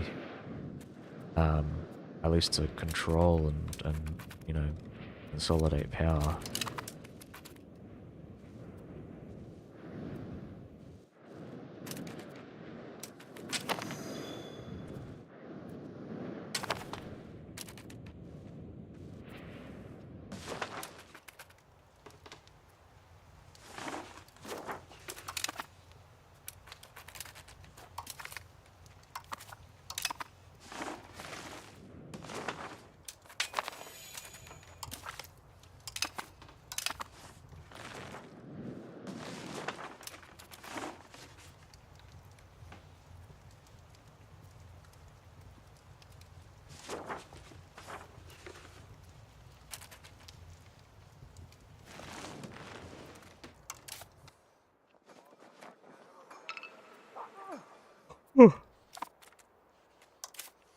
Okay.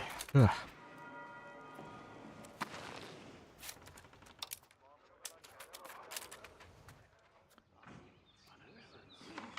Castile. What about Hungary?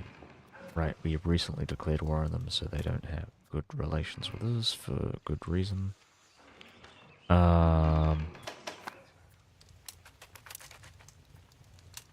I would preferably like to get an alliance with Castile and England.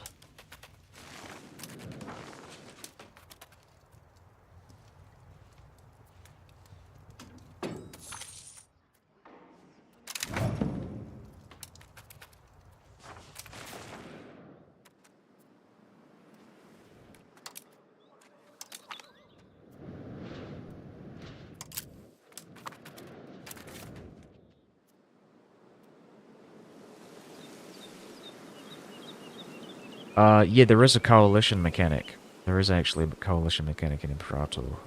It's called defensive leagues. Um, and in some ways, I think it's better than EU5 because it's a very regional thing. So I think it's like province by province. Provinces in Imperator being like regions. Um, but yes, there are coalitions, but I think there are ways around coalitions, or at least you can take advantage of coalitions, like the defensive leagues. Um, I believe you could separate piece them. So I think that might be one of the reasons why that guy was able to expand so quickly in England, is because he was probably taking advantage of that, taking advantage of the coalition system. Um, One of the things that I would do is I'd like disband a lot of buildings, because when you disband buildings, you actually get some like cash back.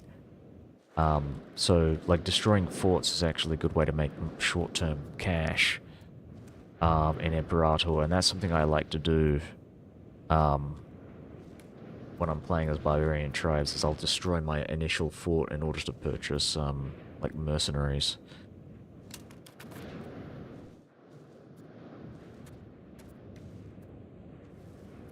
Mercenaries are really powerful in that game.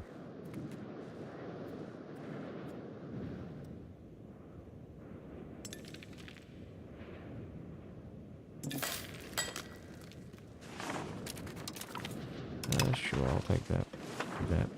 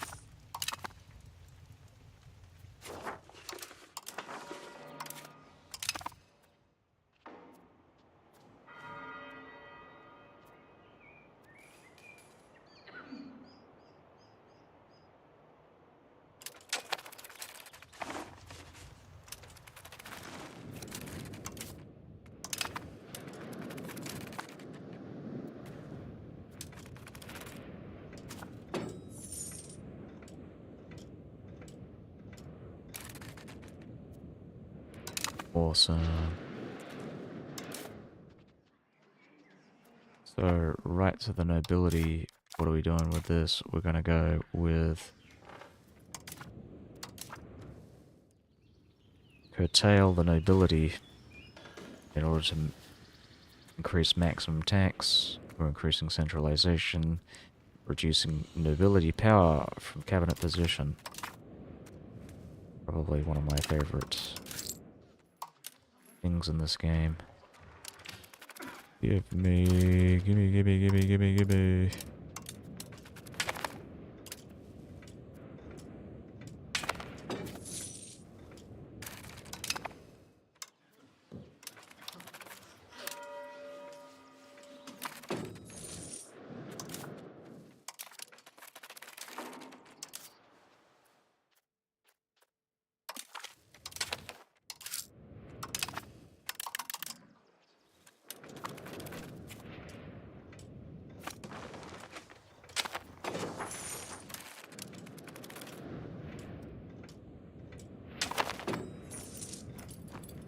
Excellent. So we've got the Landtag.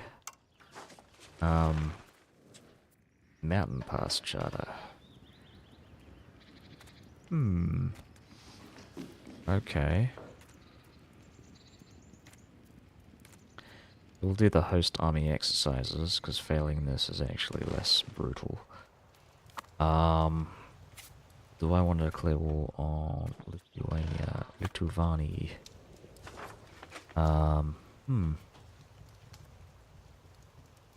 Yeah, maybe. I mean, I might take some stuff from Poland in this war. I'll take, like, Flop and Blop and make a vassal out of that.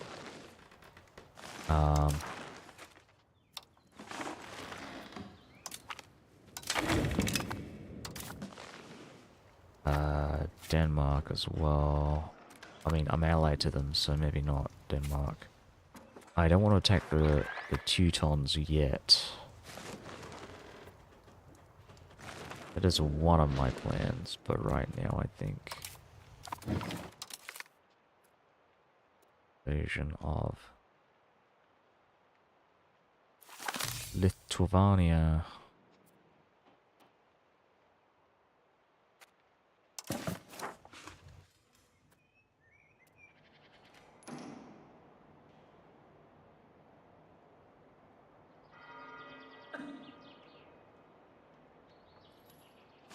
Okay. So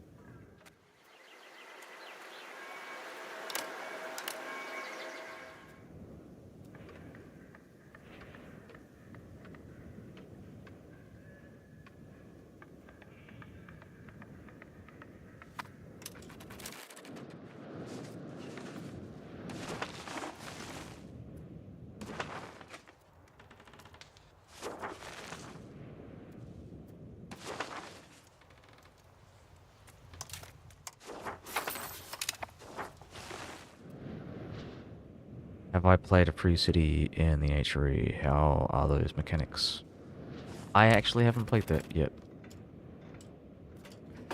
So yeah, I wouldn't know.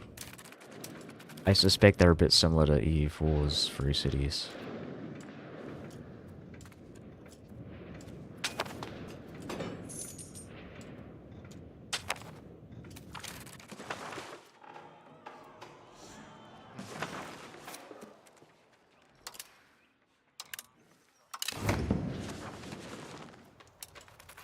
Oh,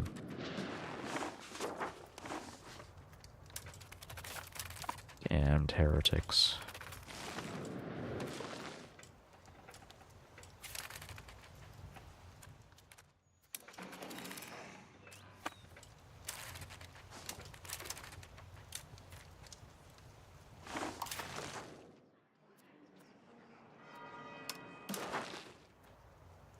Oh, Lithuania, do we still have a truce with them?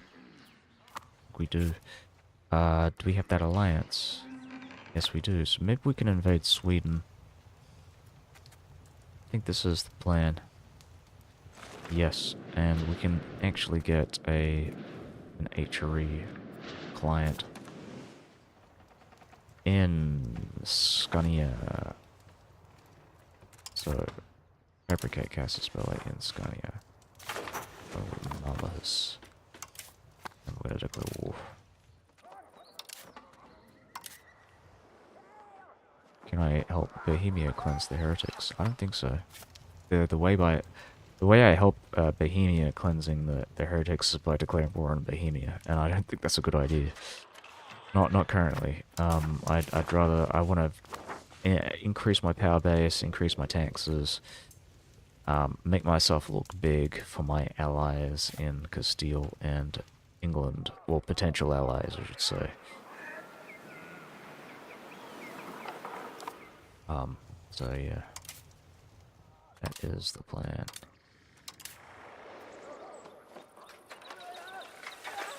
Right, so I am gonna go and look at my estates once again. I'm gonna piss off the nobility again. We're gonna request some diplomats, and now we're gonna declare war on Sweden. So we'll do declare war, Parliament approved claims, Norway. Bring them in. Get Denmark with favors. Audibly rejected. That's interesting. I've never seen that one before. Okay, so Bohemia joins. What about Cologne? Let's bring them in. Because why not?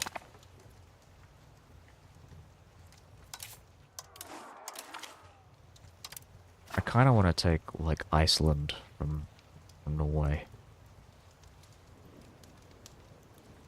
Just feel like that's a good idea. Turn Iceland into like a colonial nation. Because I think there's no reason to keep Iceland as, like, de jure, like, as a part of my lands. You can't export control to Iceland, and I don't want to keep them as a vassal or a fiefdom. So a colonial nation makes the most sense. Iceland.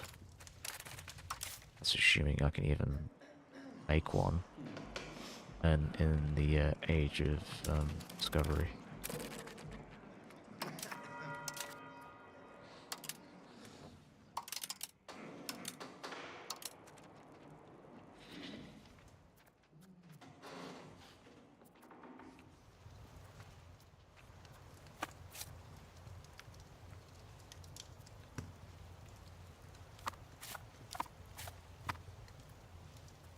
High Republic, yeah. High Republic, Iceland.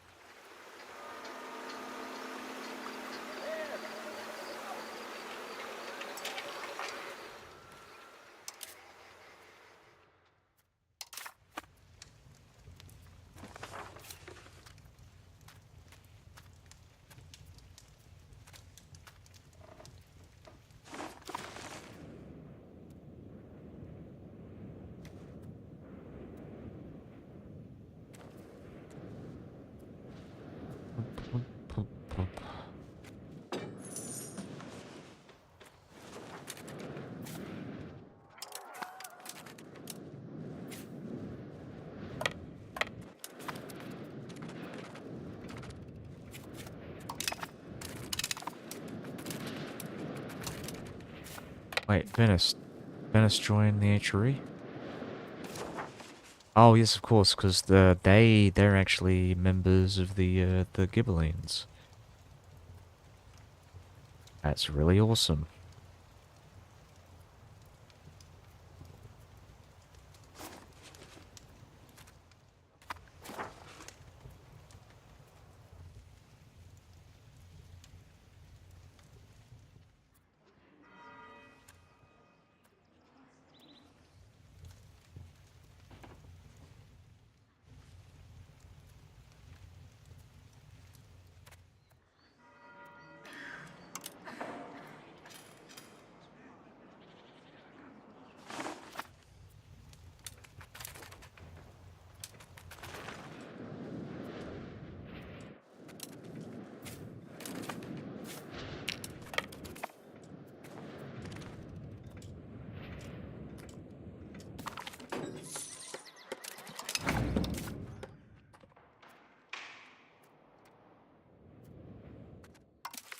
This one's actually really awesome. I prefer no censorship.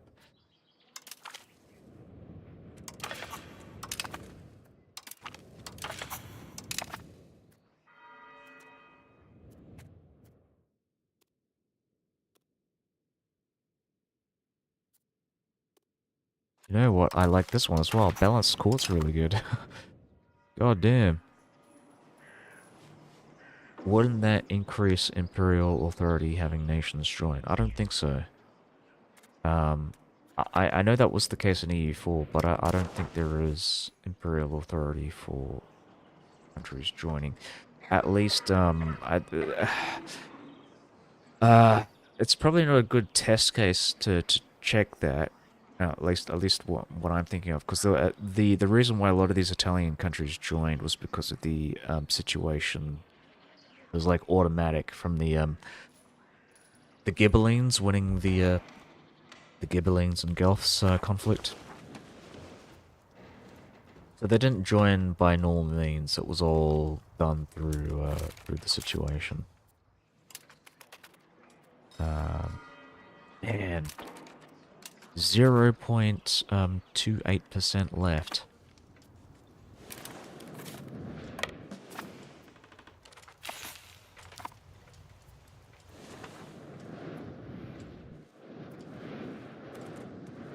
At least I got some good stuff out of that.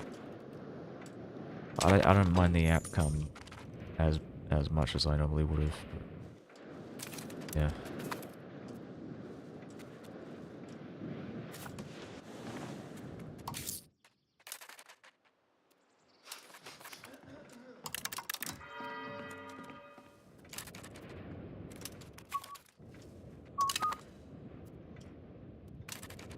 Use any nation. Well, I don't know. Kamchatka. Yeah. Play Kamchatka.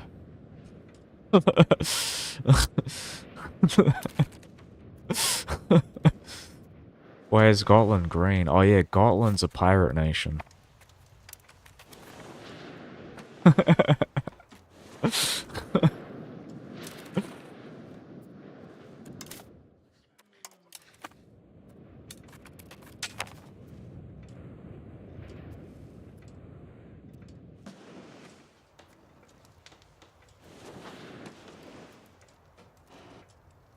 Are you asking about Kamchatka?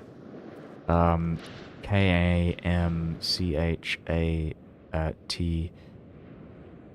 Kamchat Uchka Alek Kamchatch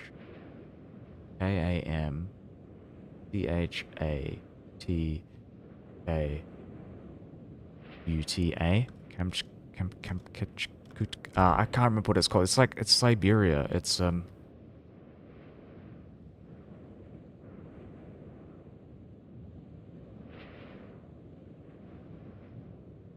That's Oh, was it Kamchatka?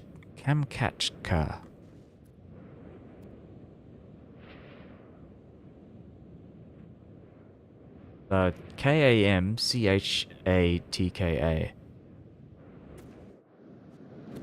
Kamchatka. You know, I was right. I did pronounce it correctly originally, and then I just kind of like stumbled over it because it is a fucking weird thing to say. Kamchatka.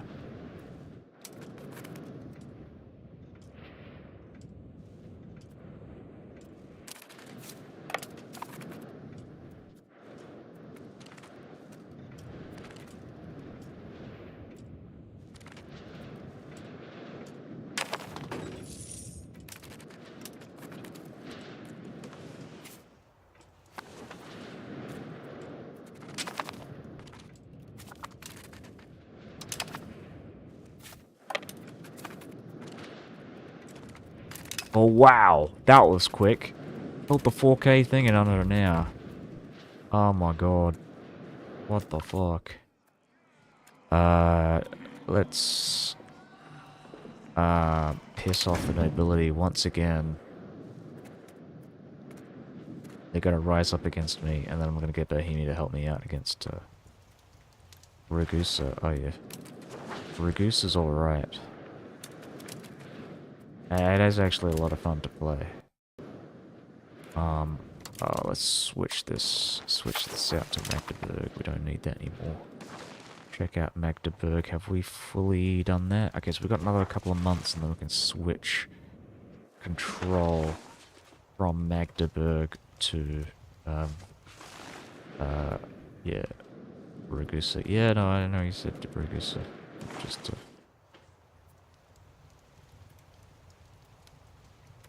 just thought Kamchatka would be funny.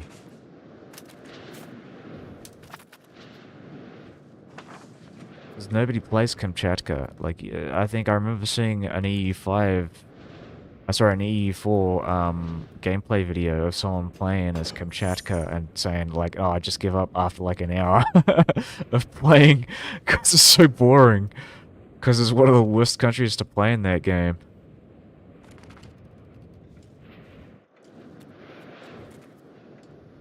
I think it might have been, what's his name, Red Hawk.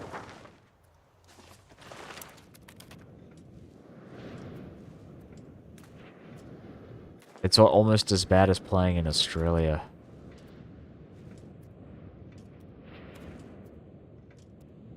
Though that is something I'd actually like to play sometime in the future. When I get back to playing EU4.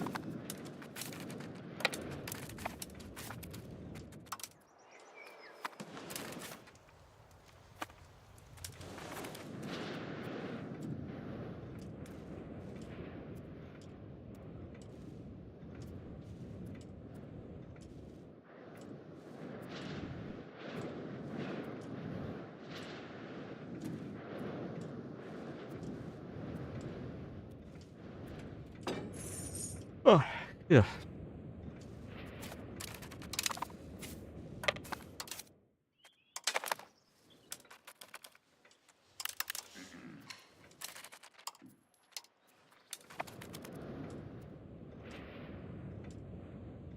How's it going, apotheosis?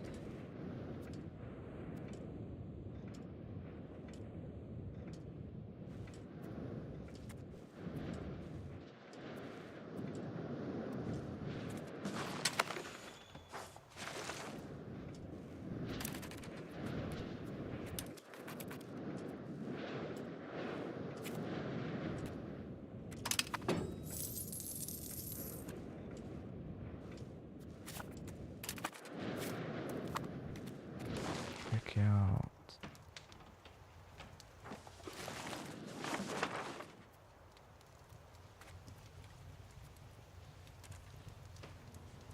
Sport.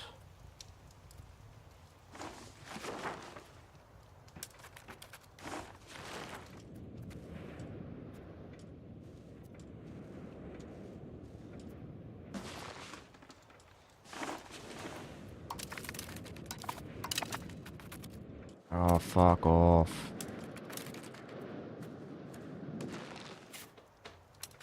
Oh, I hate this. Bohemia.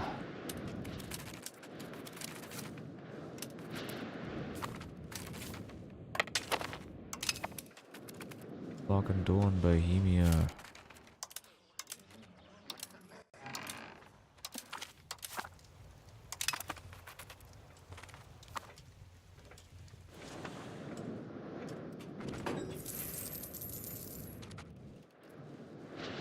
Oh, okay, so that's really the only reason why they were having issues is because they didn't want to, like, fucking deal with no food. Well, I'll send my troops back because I want to refresh those armies. Let's stop getting them to follow my troops. I just want the Bohemians to fight up in the north here. Fight the Swedes, man.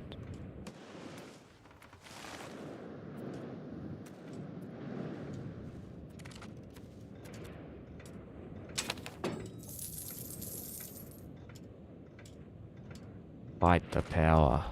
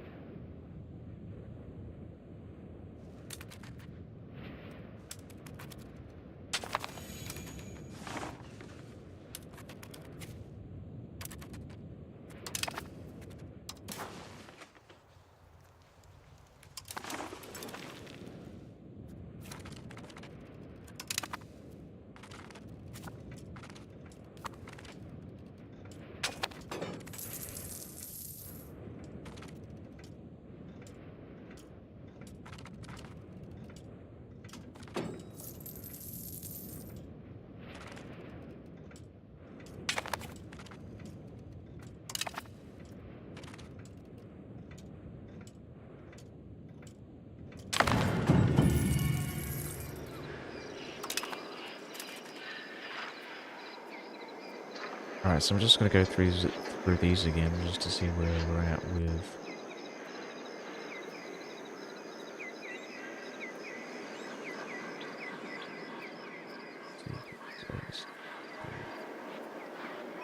Okay, so I don't really care about any of this. It's admin, once again, is a lot more useful than the other two. Oh, I haven't seen this before. So Age of Discovery... Hold on. Have they changed? Oh my god, so they've changed everything. They've changed all the ages. So there's like 4... Wow, so this is, that's interesting. So they're health-related, ages. Tax efficiency. Oh my god. Hold on, how many cabinet seats can we get? Cabinet laws, okay. And we can get paved roads as well. Urban buildings construction efficiency.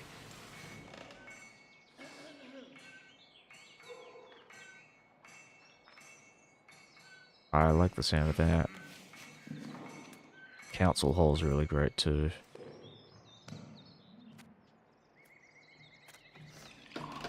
Very expensive, but it's nice.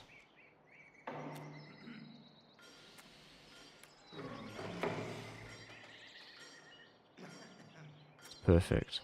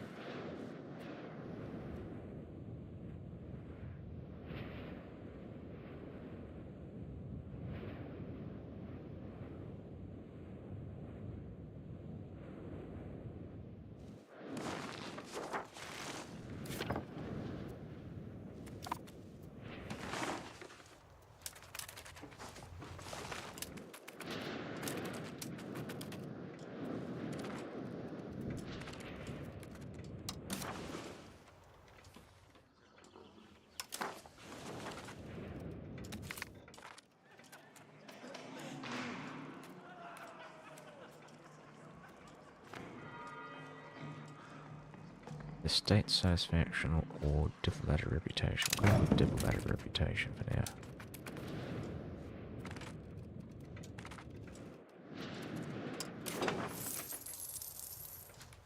I would like to steal Iceland from these guys. So if that's possible, we'll do that. That's pretty expensive. That's 64.34.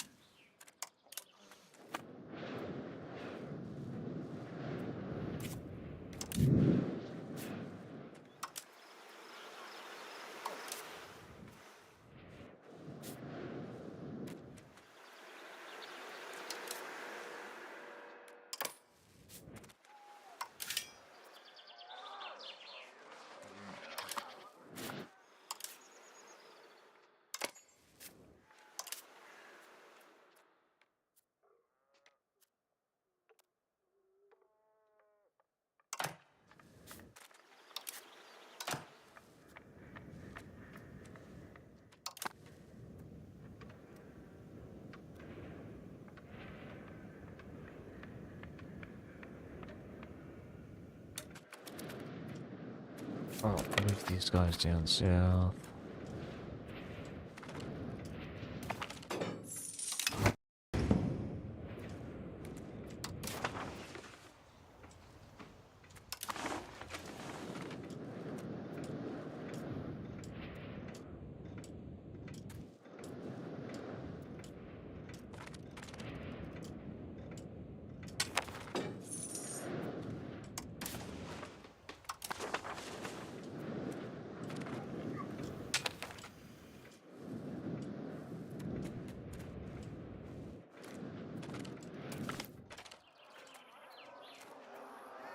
Yeah, ought to fund these free thinkers.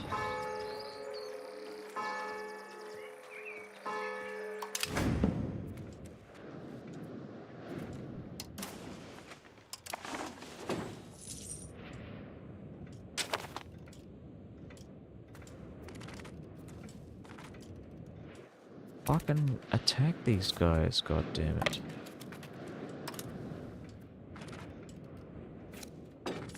Get 'em.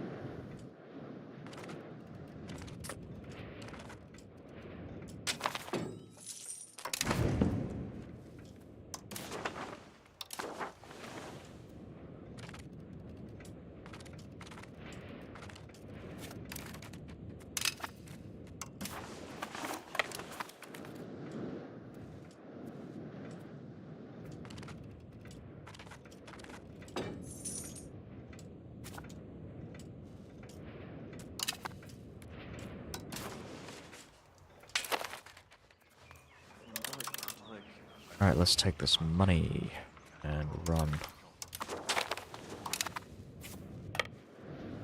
Run away. I'm gonna form a vassal up here. Oh my god, what's going on?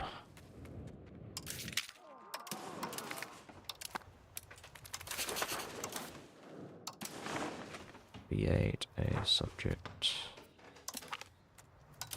Chieftain in Malmas.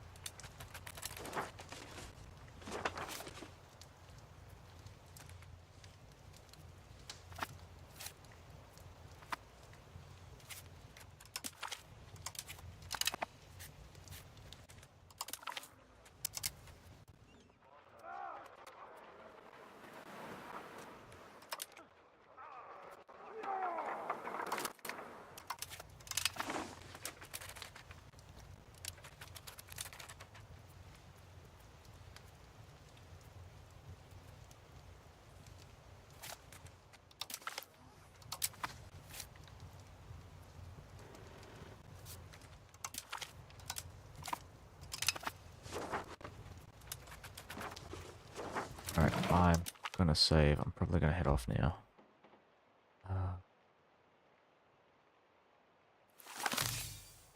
Alright, so... But I'll just do a bit of the... head count, bookkeeping. I'm going to drop this. Apparently my diplomatic capacity's gone down. So we're over capacity. Which is not great. But we'll solve that. We'll get around it eventually. I'm going to look at my Age of Discovery technologies. I want to go down and get this. This is really great. Get the cabinet seats. Urban buildings, construction efficiency, tax efficiency is really awesome too. Government reforms, local governors, merchants' quarters is cool.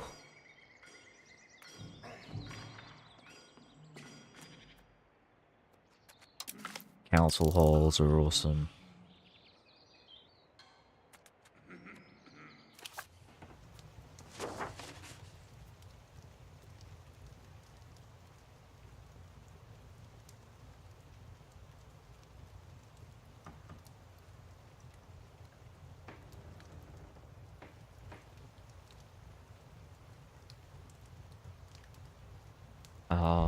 Yeah.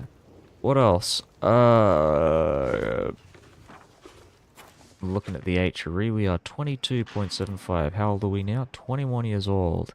So bear in mind, when our last emperor died, I think the imperial authority was around 3, so we're actually increasing it a fairly decent amount. The next time I try and get a law in the add an imperial law into the imperial constitution, it's going to be towards getting more imperial authority in some way or another.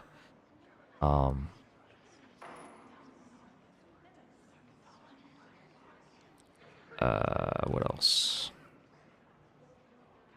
Yeah, I don't think there's much else to look at.